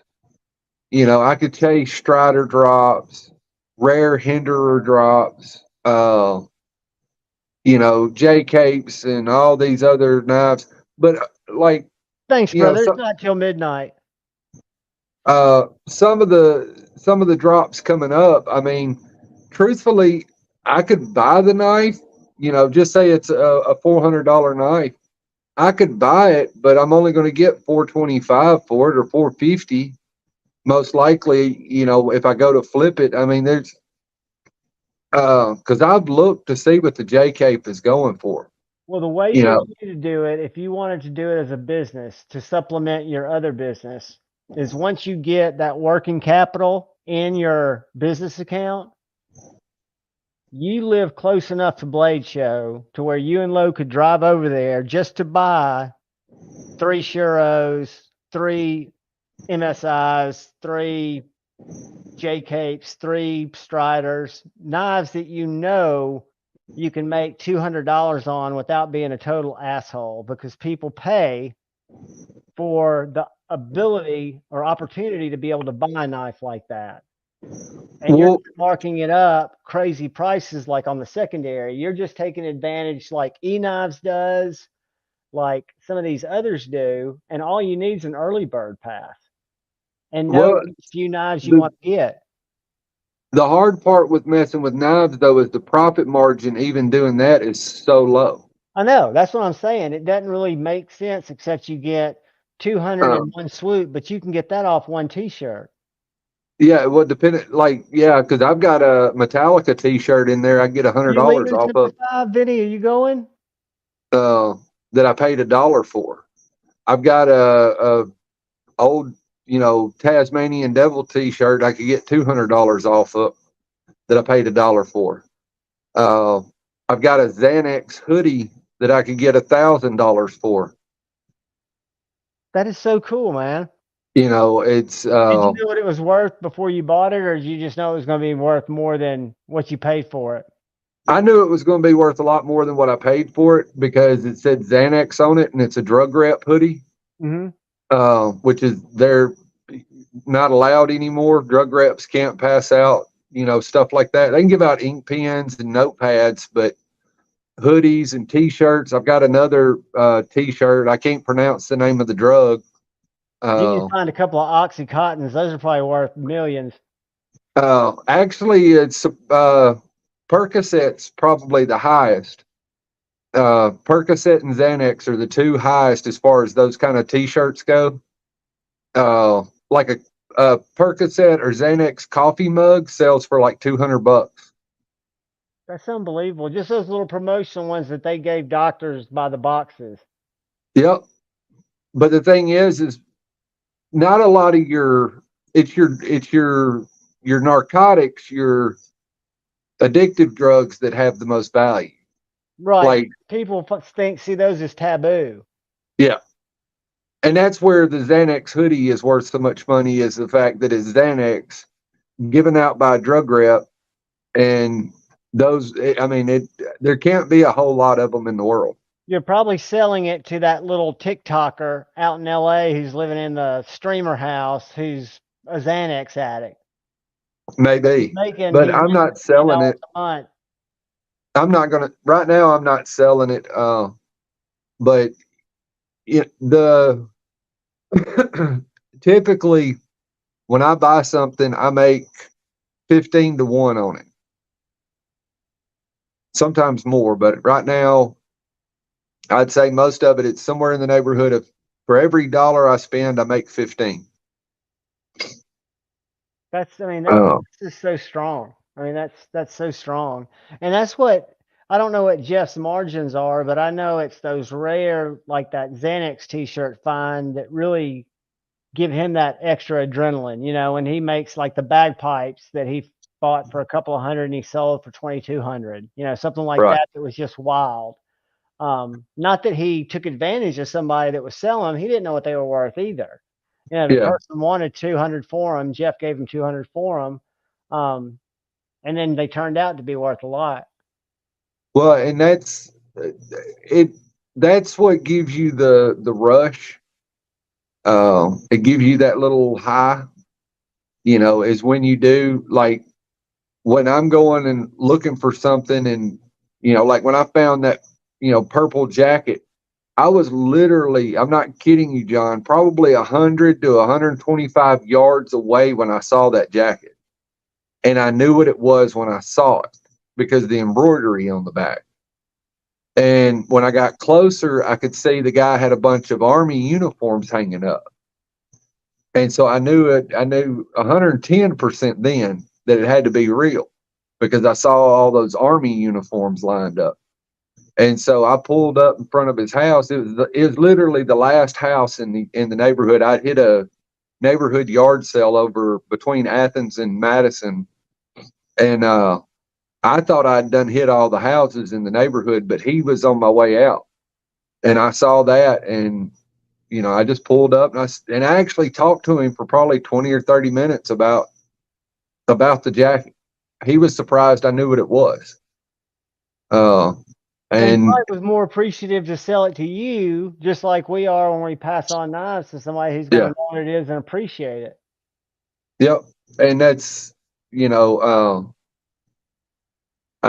I said, me and him just sit and talked about it because to me, it was something interesting. It's a curiosity. It's something that's been happening for almost 100 years in the military. And I just thought it was cool to find something like that. But you get a little rush when you do. And because it's not about the stuff. I sell the stuff because it's a way to quit beating up my body to make a living. Because when you do maintenance in a steel mill, it's kind of rough on you. You also know that at any given time, God forbid, something could happen. That's true too. That's a whole other thing. Guys, I just threw that up there for the Tough Light giveaway. We're in no rush, but that's going to be hashtag all little letters. I'm about to make it small again, but y'all can throw Tough Light in there when you get big. I'm going to make it small again, but it's just TUFFLITE.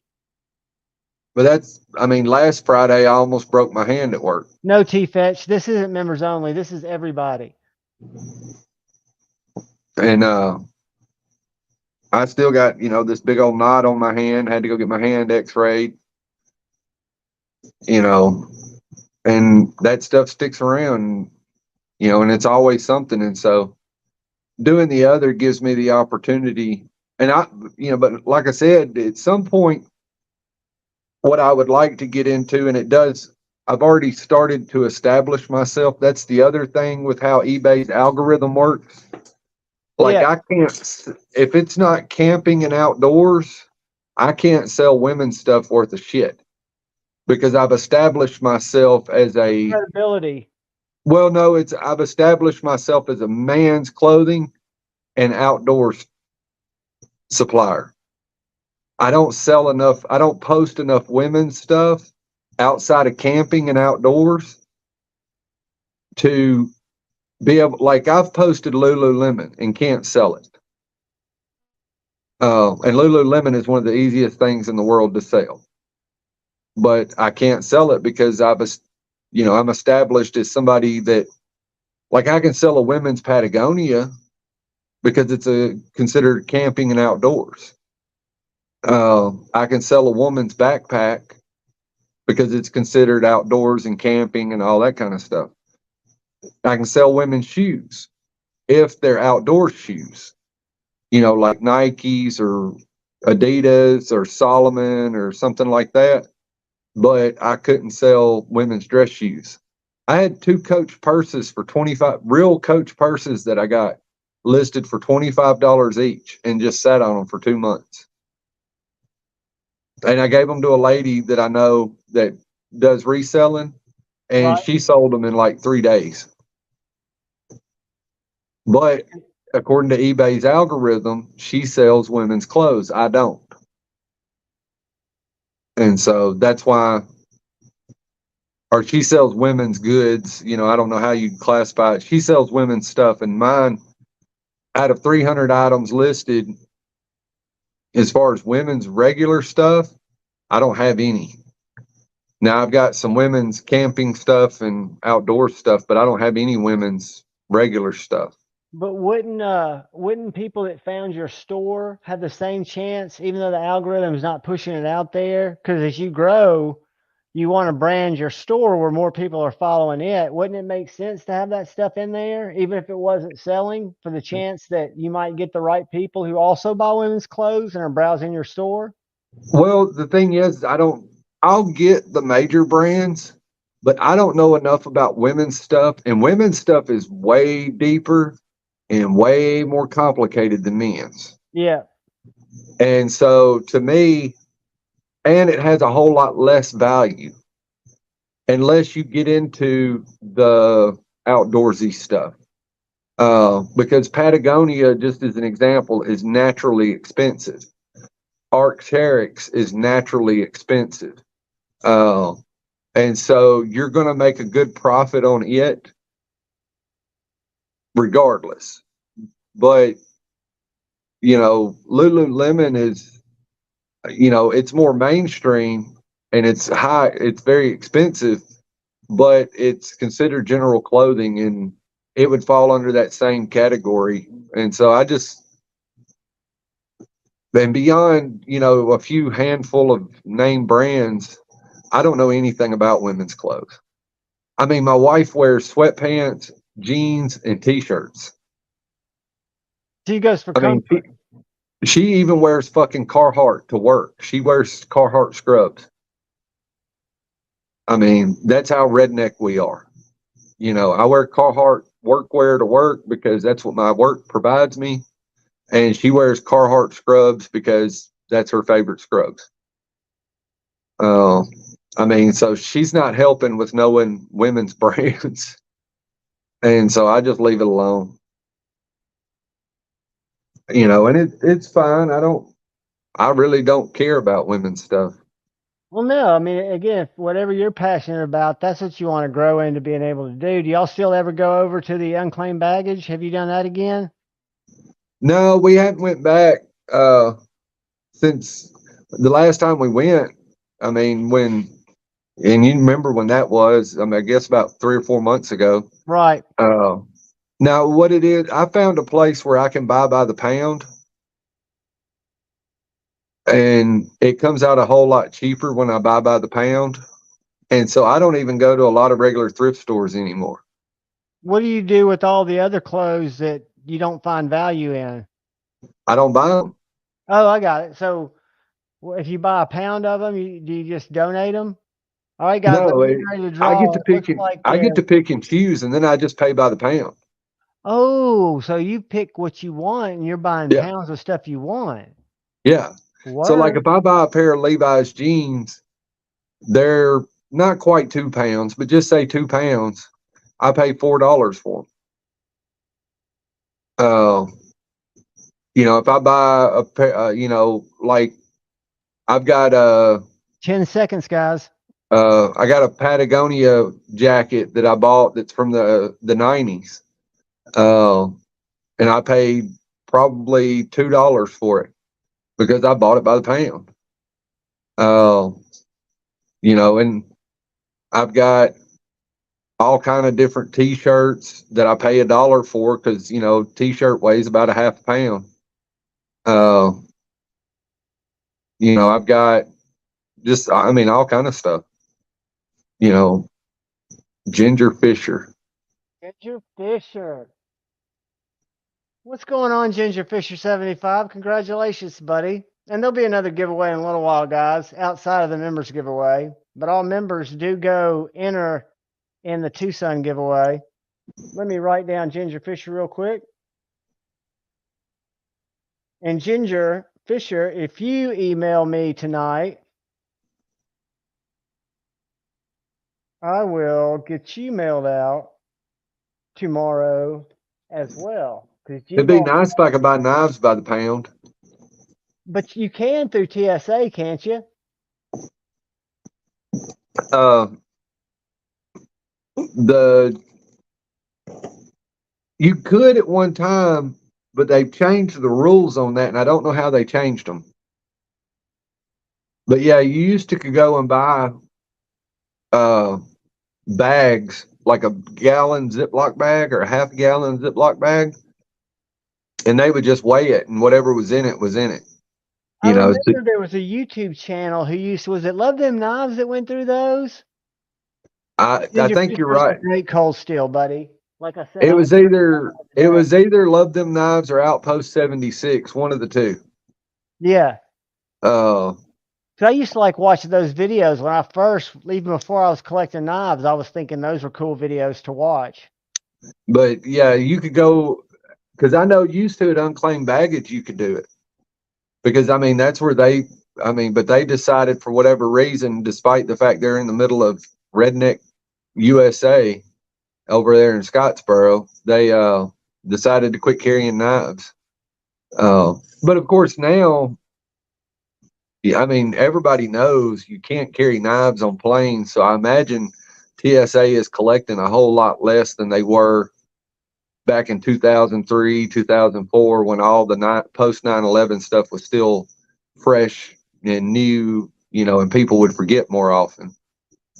I'm just Uh, having a mental breakdown. One of the guys in our chat has a channel, Keith,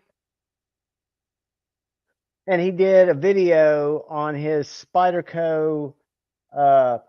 I ordered one today because of it. The little slip joint, the Rhodey. Rhodey, yeah. And do you know why that was developed? It's And in Europe. They can't carry, but so big. that's part of it. But the reason it was made the way it was is the TSA was considering letting knives on planes back in 2013, something like that. And they'd put out these regulations that a knife had to be able to be carried on a plane. They eventually said no knives on a plane, but it had to do with that point, that size. It had to have a blunt tip, and that's why they made the Rhodey. And who in the hell is it? It's a newer channel. I've been watching it.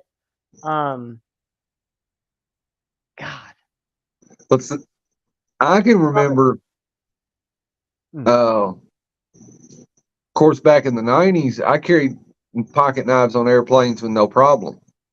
Oh yeah. And then even post 9/11, when I was in the military, I could carry pocket knives on an airplane. But that's because I had a military ID and a passport and all that kind of stuff, I'm sure. Because we were allowed to carry a lot of stuff that you couldn't carry. Right. But You were. well, It's we would carry our gear. It's Keith Kelvin. Here it is. Uh, If y'all aren't following Keith, because I've seen him on Instagram, or I don't know where I bumped into him or his content. Whoops. With dental coverage, you could get $500 I or ordered more each year. roadie. Hello, YouTube. This is Keith Kevin Ken. How you doing? Hope you're doing. oh, Keith Kevin Ken's been around forever. Yeah. These are the 10,000 Spyderco I hadn't roadies. known about him. You know, people. You hadn't never heard of Keith Kevin Ken? Dude, I have such a small vision of just the people that we know, right? I mean, literally, I had no idea. A lot like that Outpost. I don't think I've watched their content. Who, Outpost 76?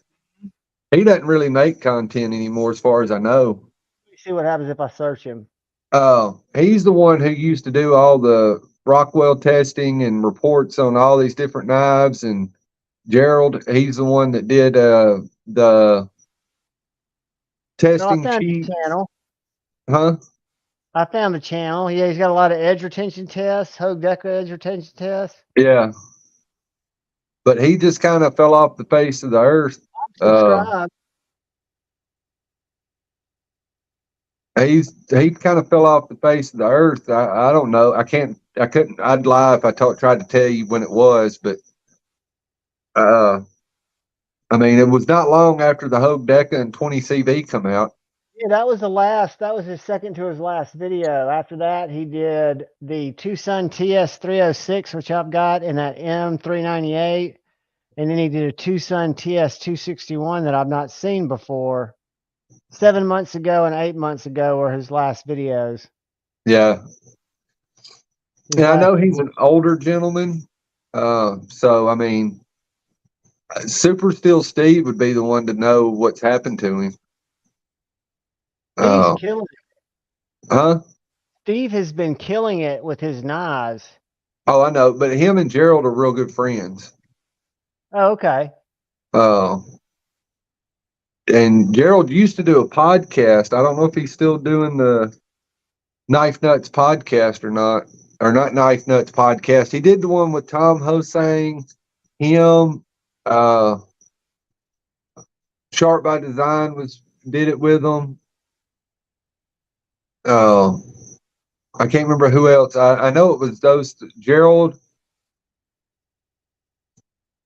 Tom Hosang, and somebody else, and then every now and then the guy from Sharp by Design would be a part of it. They did a podcast, but I haven't seen it. I mean, it hasn't, but that doesn't necessarily mean anything. Just because I'm subscribed to you doesn't mean it shows eBay. Doesn't mean YouTube gives me a notification. No, YouTube does its own thing. I mean, Yep. I quit looking at analytics. Awesome, Ginger Fisher. Thank you, buddy. I'll get that turned around tonight. I just got to get a box for it. It might not be in the cold steel box. If I can find it, because it's a different looking box, I'll put it in there. If not, I'll just get it out for you. And then let me see how many people have watched that video. The thing I've noticed about YouTube is the big YouTubers, I get every one of their videos. And then the smaller guys, it has to be somebody I watch on a regular basis. If I don't watch your videos on a regular, at least a semi-regular basis, then you'll disappear. Yeah, I still hadn't figured out the algorithm at all. I know that people, and I don't get a lot of views, but people like fixed blade content better than folder content from the views. And people, seems like top this videos, top that videos over certain reviews. But like the Well, review of mine that got the most views and is right now winning the views is that Barlow BFF little fixed blade. uh, I think the reason your top 10 videos hit so hard is what happens is you take you're getting both the knife community people and the general people. Like as an example, my wife is, of course, she pays attention to me, so she's going to know the knives that she's bought for me, are knives that I know I've mentioned something about to her. But you take the average wife, and she decides, well, I'm going to get my husband a knife for Christmas, or I'm going to get my daddy a knife for Christmas. Or you take just a non-knife person in general, but they want to buy somebody a knife or buy a knife. Then they're going to look up what's the best knife for this, what's the best knife for that, and so they're going to end up with top 10 lists. So you're going to end up our top 5 list. Picking up other people from, yeah, it's a lot of the views on the longer form do come from YouTube search. And I'd say 95% of my views come from people who aren't subscribed. Yeah. Which is fine. It's just interesting. It's Well, and then you have, when you get your basic reviews, reviewing the Kaiser October, the person who's going to watch that video is either somebody who follows you or somebody who's looking at buying the Kaiser October. I ordered a Kaiser, or besides that slip it, I ordered another Kaiser that's coming in Sunday. It's going to be I'm kind of excited about it because I've heard good things about it. We will see. But that's the thing, when you have a specific title, and that's something I've learned with selling stuff, is how to have a general title to pull in the most amount of people.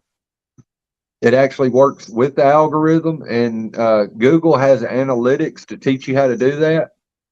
And I can't remember what it's called, and I'm sorry I can't remember what it's called. It's but search engine optimization, SEO. Yeah, but they have a specific website that you can just go to that website, and it tells you based off of categories the types of things that people are searching for. Yeah. But what you do is if you're wanting to reach a broad audience, now where you run into a problem is you end up pissing people off because they end up stuck on your YouTube page because they were looking for something else, but you've learned how to use the wording to get more views, to get more people clicking on your channel. But it's basically using very generalized and broad spectrum words. That specifically that gets talk the about most, what you're doing. Yeah. That gets the most people. So when you are specific and you say, Kaiser October, or, Tucson TS, 318, or, any of that, you're being very specific. And so you're not going to get the general knife audience looking at your video. You're going to get the people looking for that particular knife. Right. But where when if you do folding knife, micarta, you're going to get a wider range. And right, you're still going to convert those people to watch the video because they're actually seeing a micarta knife when they get there. right. Well, if you do, what is the best micarta folding knife? What is the best, camp knife? What is the best, slip joint? What, those kind of, what's up, Ed? Those kind of titles will get more, it'll show up in more people's search engine. Yeah. Versus a narrow topic. And that's why when you look at your analytics, and you were saying that you see more with, fixed blades or something, or top 10s or whatever, is because they're just general search terms. Yeah. you know. And so more people are putting in a general search term than they're putting in, a specific knife. Yeah, It's the same EDC thing when I blade. sell stuff on eBay. If I I look don't at put, search terms, EDC fixed blades the number one. yeah, It brings people to my content. yeah. But that's because it's EDC fixed blades. Yeah, it's not Jacob Creates Chickadee, Right. Because nobody knows who the hell that is except a few people who are except looking for people in that. the community looking for that knife. Right. Uh, and that's how that works. I mean, it's the same thing. And I, had to learn that selling stuff on eBay that there's a certain way you do your titles and you'll get the most people to view your item that you got for sale. And so you increase the more eyes you have on your item, the more likely somebody is to buy it. I mean, I spent 2 weeks going back redoing every one of my titles because I had done my titles wrong. Well, And that's so just I would, learning. I'm not doing mine right either. I'm just doing them catchy. I'm not doing them for SEO because I work in SEO. That's what I yeah, do, digital media. But I'm not doing my YouTube stuff like that because I don't want to. And I see a lot of people that do. There's nothing wrong with it because clicks are the name of the game because that makes YouTube show you to more people. right. But I just feel funny doing that. Do y'all know who Jacob Creates is? Who makes the chickadee? Yeah. Have you I, seen I him mean, shop? Have you ever seen him before? I'd never seen him before. I don't think I've ever seen Watch him. this little short. This is where he does everything. Hold on. Oh, yeah, I have seen him. First off, I got my office desk that I just put together recently. Got my He uses trusty are so minimal. oven right here. Working on some Kydex cheese currently. Got my excess Kydex over there for making cheese. Little coffee table here with the Kydex press and some shipping supplies. I got my refrigerator here with all of the maker stickers on there. Let's see.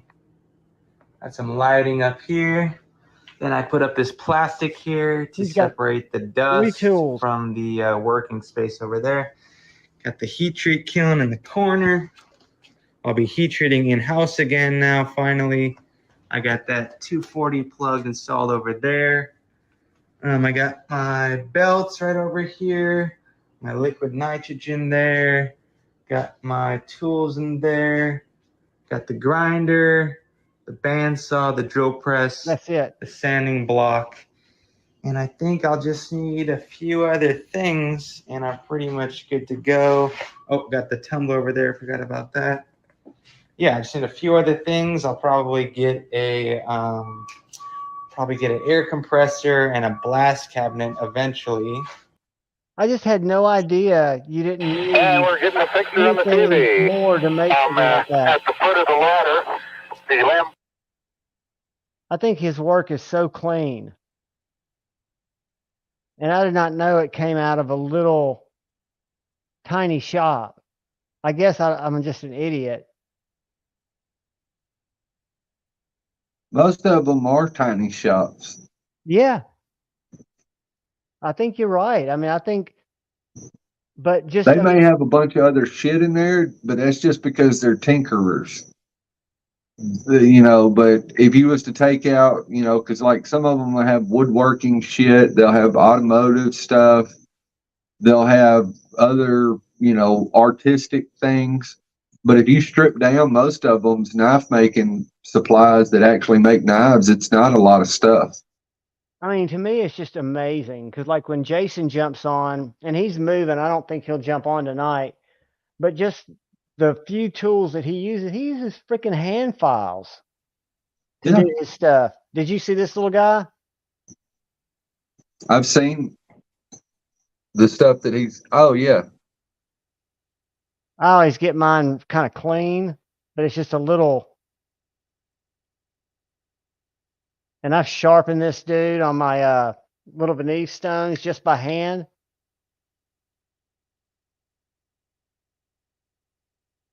But yeah, and if any of you guys are still looking for a tripper or are looking for a tripper, don't forget to send a DM to Jason instead of going to the website. It'll save you additional cash. He said that last weekend, and I think he's going to hold that open for any of you guys until they're gone. Well, I'm fixing to get ready to go to bed, Mr. John. Tell Miss Lois I said hello, and you have a great night, dude. I'm so stoked you came. You made it all that much more fun. I love you, dude. All right, love you, brother. Have a good night. Have a You- good night, everybody. Later, Dark Gravity. That was entertaining. I miss old Dark Gravity.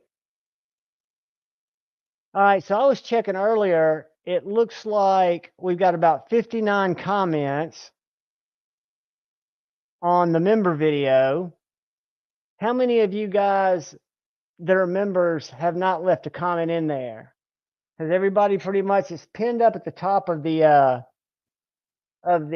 chat. Let me show you what we're giving away again. I'll unwrap it.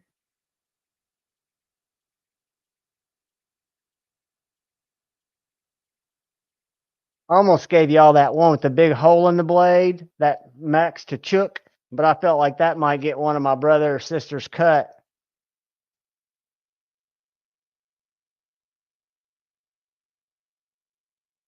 Look at that backspacer.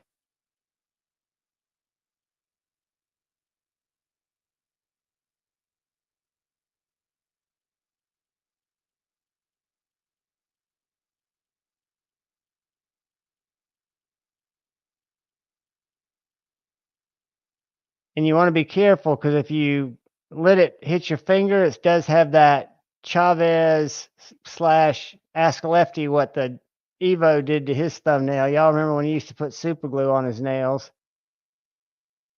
I'm not one that likes them to drop to my nail though. But this thing's slicey. Let me see if I've got any paper. I do.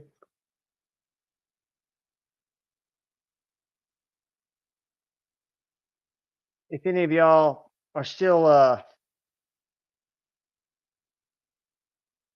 thinking about signing up for the video,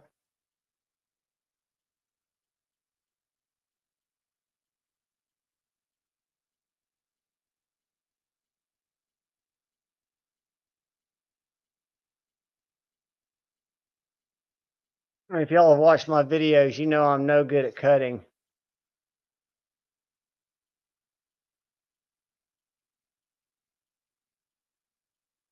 Very thin grind, tall flat grind, super slicey, super ergonomical, looks cool.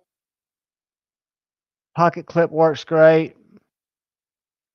It will drop and cut your thumbnail if you're not careful, but you'll get used to that because once you do that, you don't want to do it again. Oop, and you don't want to do that. See what I just did? You don't want a hot dog down the hallway. So if you thumb flick it, you can hot dog it down the hallway. Hit towards the top of that flipper. But if you're going to reverse flick it, you want to be right back here. All right, guys, talk amongst yourselves because then what we'll do is we'll come up with another little general giveaway. And can y'all remind me, is Maddie starting? Are they starting at 12:10?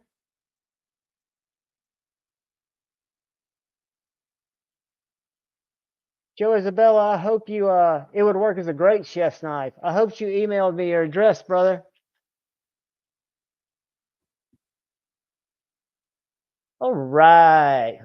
Let me see if I can find out what time Maddie's going live. Bear with me, kiddos. Go to my subscriptions. Satisfaction. Must be on Stevie's. Let's see. I said Stevie. Guys, I'm just looking for a live stream, and y'all are probably telling me this is what time it is, and I'm already back here looking for it.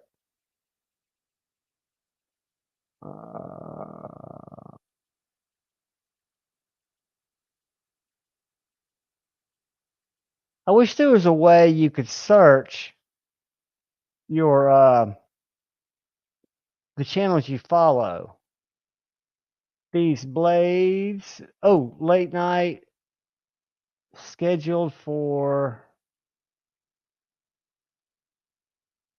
10. What's that mean?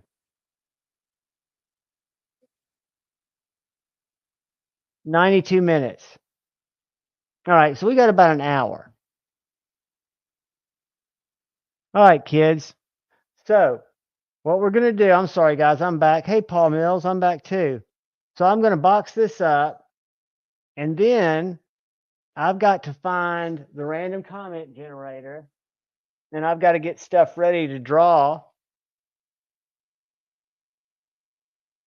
And then, what was I going to show you guys?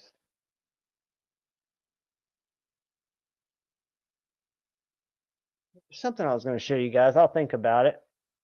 I'll remember. All right, so I boxed up the Tucson.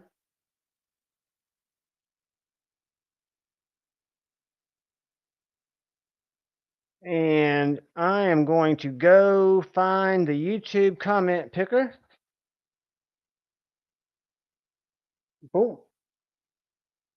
I'm going to put the cold steel back here that Ginger Fisher 75 won. Let me flip it one more time. The reason it's hard to flick is because this clip doesn't reverse back. But I mean, there is no better utility knife than this little guy. Like I said, I have one that'll be here Sunday. Whoops. All right. Y'all talk amongst yourselves. I'm going to go right back here, and I'm going to find YouTube, and I'll share the screen with you guys.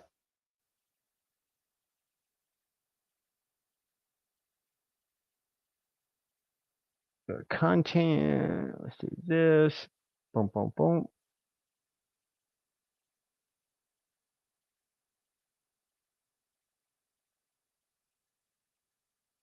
All right. Where is that? There it is. Comment picker. Boom. Boom. Boom.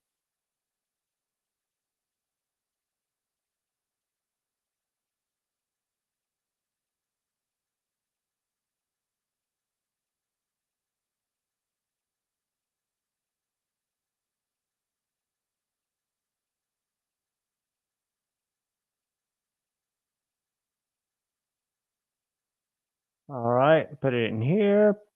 Paste. Boom. Filter duplicate users. +1 7. All right.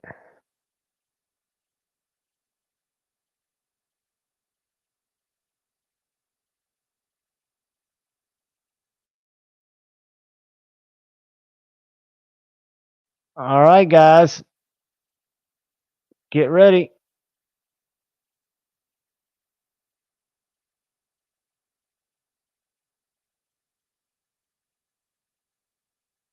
Here we go. Minus Salt. The man, the myth, and the legend himself. What's up, Q1 Fiend Ben? How are you? Mayor Salt. You win the Tucson, brother. Go, Mayor Salt. So give me 2 seconds. Let me throw an email in here, and then we'll do some other cool shit.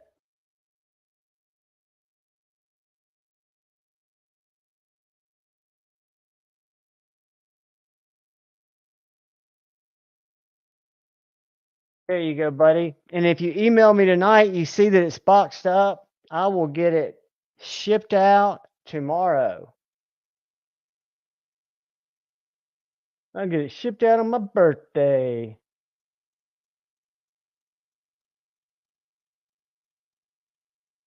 Oh, did he give it to me on IG? M-Bomb. He might have. I'm sorry. I don't because I usually copy it out of my Gmail into my pirate ship. I'll check that. Let me check it right now. Hold on a second. Let me write this down. Oh, and that is a Tucson. Congratulations, Mirsal. You're going to like that knife, buddy. Yeah, that's right. Mersalt gets an Olight too. Let's see, Joe Isabella. You might have Joe Isabella, and I apologize, but my I cannot manage my Instagram messages. Joe Isabella, you just came up. There it is. Hold on. I'm just gonna write you down right here. Bella.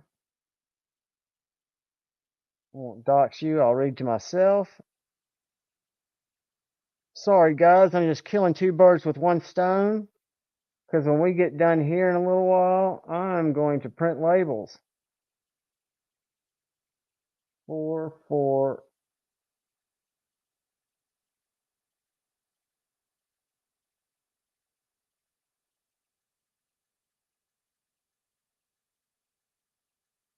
All right.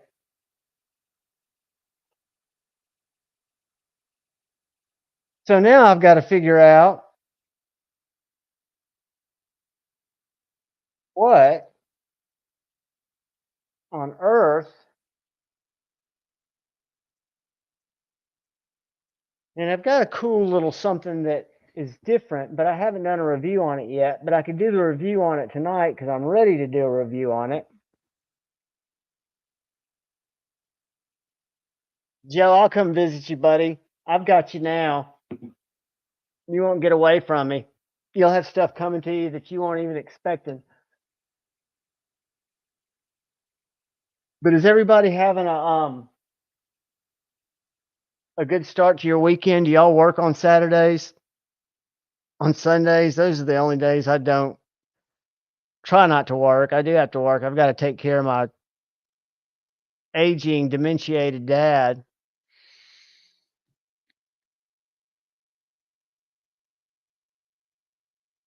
Pizza operator, I'm loving your stickers, man.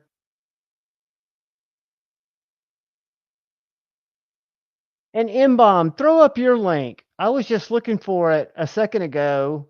Throw up your jerky link because I've got to put it in order. I want to share it here too. I know you threw it up a little while ago, but I couldn't find it when I Googled it.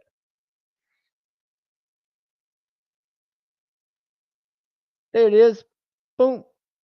Let me go up here and go back to my chat where I can click on that link.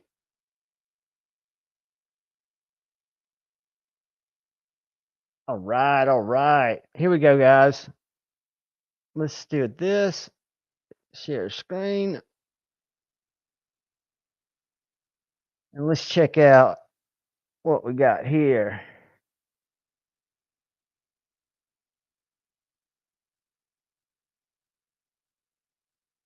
So do I just DM you, brother? Or did I click on the wrong link? No, that's it.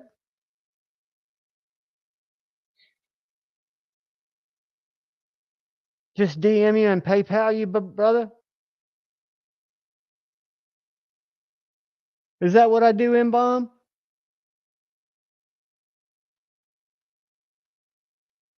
Todd Carr, what's up, buddy? What's up, Josh Worth? I got you. I got you. I got you. It'll be later tonight, my man. God, I'd love to have a couple bags right here. I'm going to have to run. I'm not going to have time tonight to go to Taco Bell. So my plan B is to go to the Sunoco, our little neighborhood gas station, Dr. Pepper dispensary. And they've got these freaking killer garlic peanuts that are just the baddest. They're so good. We're done this. Hang in there, Ginger Fisher. I'm sorry, buddy. I'm at that stage where I feel for you. I'm sorry, man. Are those Master Yodas?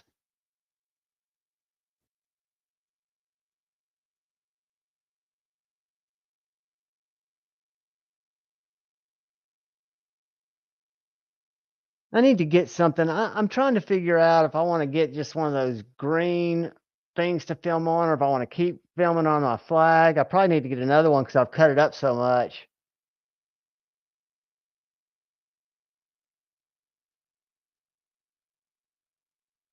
I tell you what though, I've got to up the game on my videos. I'd gotten a little wireless mic thinking that it would make my sound better, but I think I need to even upgrade to like the Rhodes to get it to where it sounds where you don't have to turn it up after the sound of the intro. I'm just feeling my way out, figured it up. Trying to, you guys keep me motivated to do it. I mean, I'll be sitting here and at night, that's all I do, man. I'll come home from work. I'll usually fall asleep on the couch for a little while, just sitting there. And then I'll get up and I'll do 3 or 4 videos. I've got videos now, long form. I do my shorts daily, but I've got long form videos scheduled through. And I think y'all like the one tomorrow. They're actually 2 tomorrow, but they're scheduled out through August 3rd. So I'll keep doing them this weekend. I'll keep reviewing stuff that I've got and kind of running out of stuff. So what I'm going to do is I'm still bringing in stuff. I've bought a really cool fixed blade from DLT that I just happened to cross, an LT Wright that I think you guys are really going to like. I'm looking forward to it. It's going to go to Joe to get a sheath. And then I ordered a very cool Kaiser that I'm excited about. I ordered a Tucson double detent that I'm excited about. And what else do I have coming in? Oh yeah, from a guy on NAS sale, I've got another slip joint coming in, a modern slip joint. So a few cool things there, and then trying to keep my eye out on budget stuff. You know, things that look really cool. I'm really excited for the Growler V2 to bring in for you guys. I love my Growler V1. I reached out to Leon Ma today because he and I chat from time to time. I didn't know how his sales are going on the revised 3.5s. I handled one at Blade Show in Atlanta, the ones that came back from Riot that had the detent tightened up. It felt great. It did not feel like my number one knife in my collection, my EDC, my field duty EDC, but it is it felt good. And I told Leon, I was like, I would love to review one. I can't afford one, but I'll send it back to you if you want me to review one. I doubt he'll want me to. Pete's operator's got a Growler V1. And Cheeto Bandito channel member is back, baby. Cheeto's back in time for the second giveaway. You guys talk amongst yourselves. Let me take a look at something to make sure this is what we want to give away.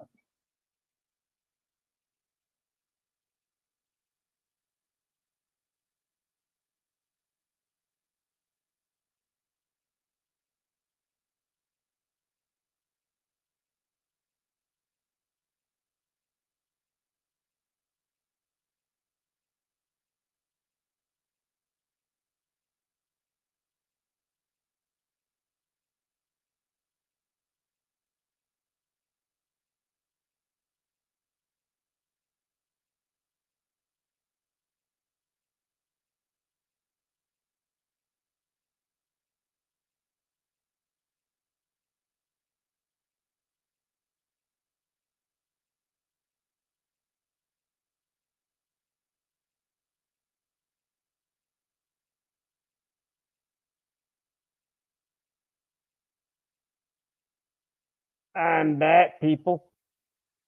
Salt won that one, Cheeto, but we're going to have something else here in just a second. And I'm trying to think.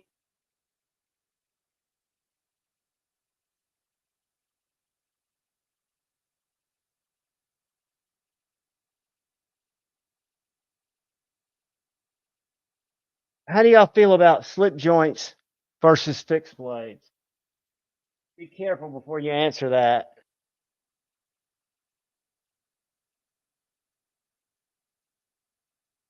Because this is just a little what I would call a random giveaway. But I've got this can cook that is not all that great. It is a little HCR MOV little backpack knife. It's about $13 on Amazon. I'd pass on that if I was y'all. And I would look at this. This is a Tucson. I did not put the lanyard on it. It came that way. It does not have a dedicated half stop, but it has great walk and talk. It's Damascus. It's perfectly centered. It'd be a good way to get somebody into slip joints that hadn't currently ever gotten into one. How am I gonna give that away? It's badass, guys.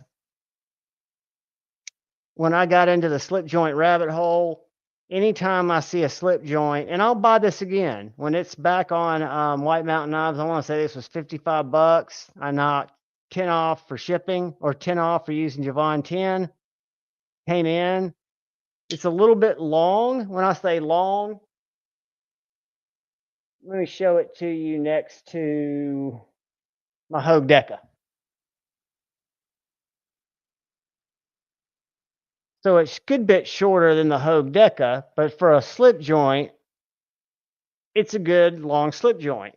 I don't have a slip for it, but you can get on Amazon or you can get on Etsy, where I get a lot of my slips, if you don't want to go to Joe or Northwoods and buy a nice slip. But what we're going to do, let me go back to my giveaway tool. Hold on, guys.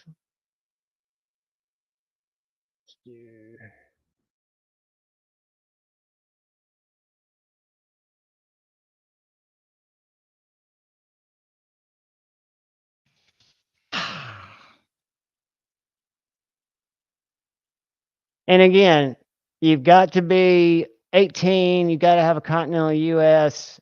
Address. And most importantly, you have to be chatting in the chat, and someone has to know you.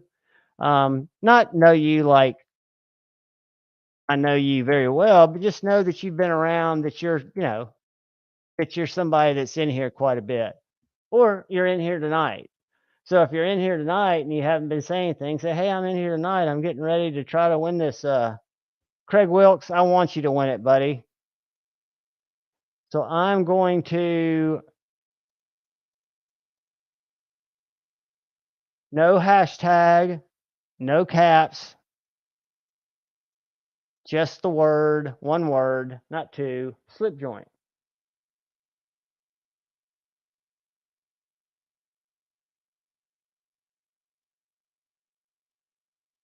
Gonzo, I've been getting into lanyards, even though I haven't put them on yet. I've got to get some paracord that I like, some different paracord, because I want to put some on my little, some of my slip joints. I want them to have little lanyards, and I also want up some of my small EDC fixed blades to have little lanyards, just with little stake knots on them.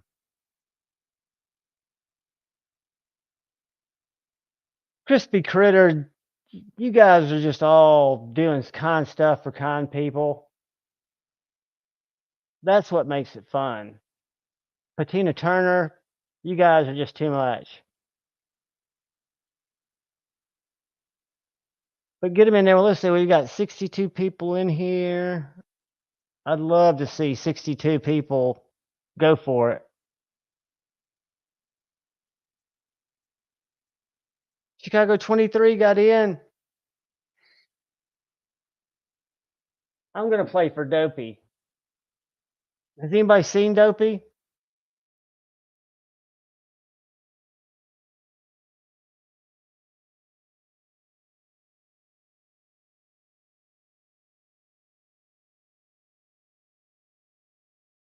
Dopey's locked in your closet. I'll check it out, Josh.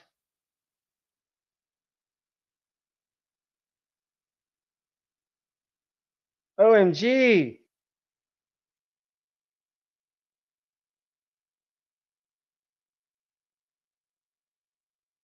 Ouch.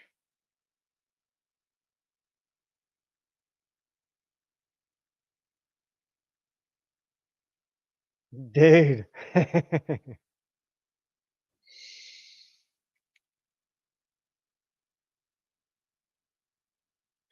Jim, I haven't been able to tie leather very good, but I've just got to work on it.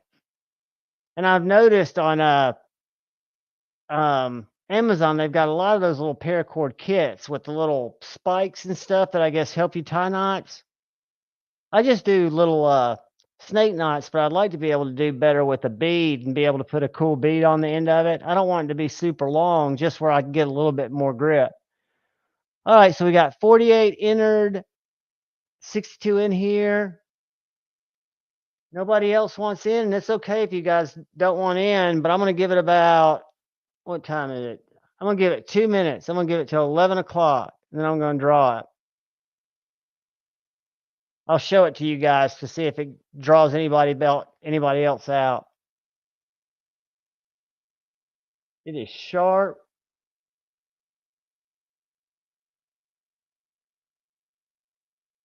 The springs don't displace. At half stop, you've got a little bit of the spring out, which you'd expect because it's not a full stop. Everything lines up great. That's what I've really been pleased about every Tucson slip joint that I've picked up. And guys, I'm going to tell you what I'm going to show you while we're still here. While y'all are putting in your final slip joint, I was going to show you how I find my slip joints. I go to White Mountain. This is a great knife right here. It's just like the one I've got with copper and titanium. This is carbon fiber and titanium. M390 blade. $84.99 before you put in Javon 10. And this one's got a clip. But that's a great knife. But what I do is I go in here and I go slip joint.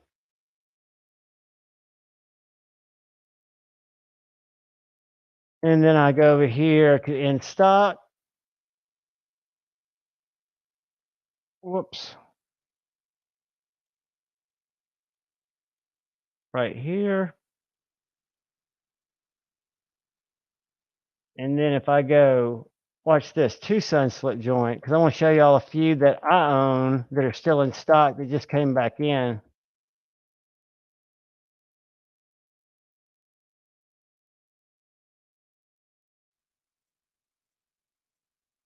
Whoops, in stock. So this is the one I've got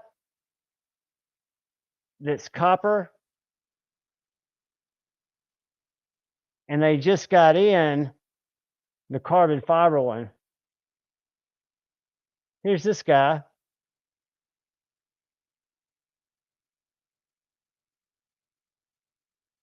But this one right here, see that slip joint? Look how big this bad boy is.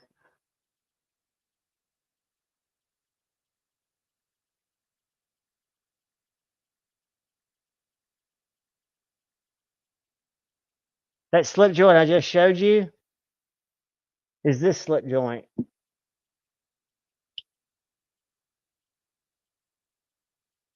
$50. 14C.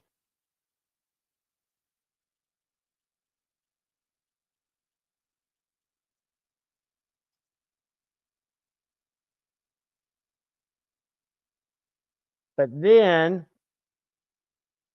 they even get cooler. And again, I would not have been excited about this 2.5 months ago because I had no absolute zero desire in slip joints. But these, once I fell down the hole, I've got this one.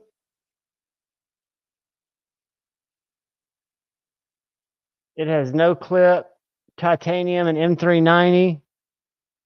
$90 before you drop your 10% code. And then this is the black, the one just like the copper one I've got, but it's got carbon fiber instead of titanium, so it's going to be a little lighter, and it's M390. And then I just ordered this one today. Just a little double detent. But they've got some cool knives in stock. And then if you just are interested in slip joints, they carry Boker, they carry Fox, they carry MKM. I just click in stock. And then you can go through here and you can find them from $15 from Rough Riders up to $300 for some of these crazy brands. But like here's a Kaiser sheepdog slip joint.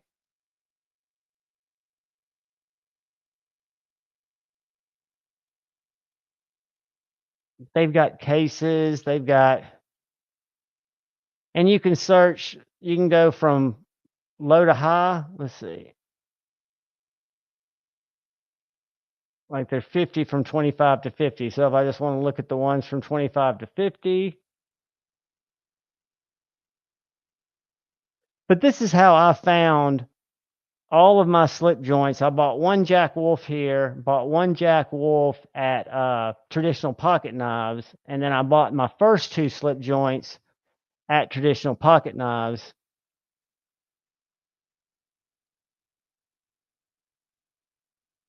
But most everything else, I just scrolled. Oh, and Smoky Mountain Knife Works. I've gotten my Rough Rider Reserves.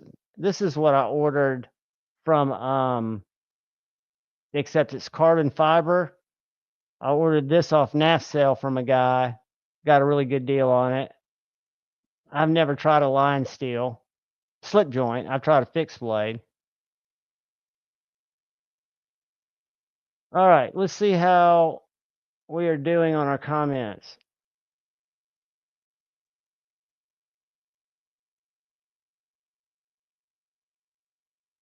$49 entries and 71 people. So guys, if you want a chance to win the Two Sun slip joint, drop slip joint in the chat. Dr. Drew Dude, channel member, what is up? And I'm playing for Dopey, but I'm going to give it about, I've already gone past 11, so I'm going to give it about 1 minute. Double Detent got in. B for Baron got in, channel member. Brian F, channel member, got in. The Norman Invader got in. Mark Herrera's playing for Todd Carr. I'll give y'all a little bit of time if y'all still can drop us a slip joint in there. All right.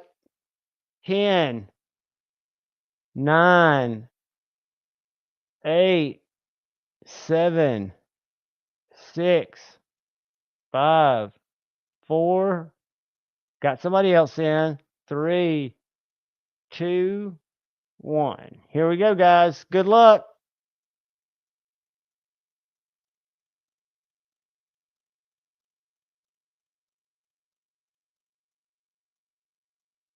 Dang Ross. Winner, winner, chicken dinner. Congratulations, Dang Ross. And I promise you guys, everybody's going to win in here before it's all over with, because I'll take note of who's not winning. And I'll make sure everybody wins. Congratulations, Dang Ross. Give me a second, buddy, to write this down.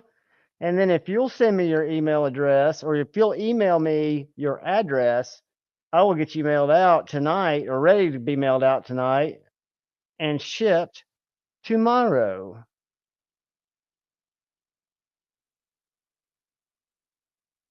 Let me get you my Gmail. Yes.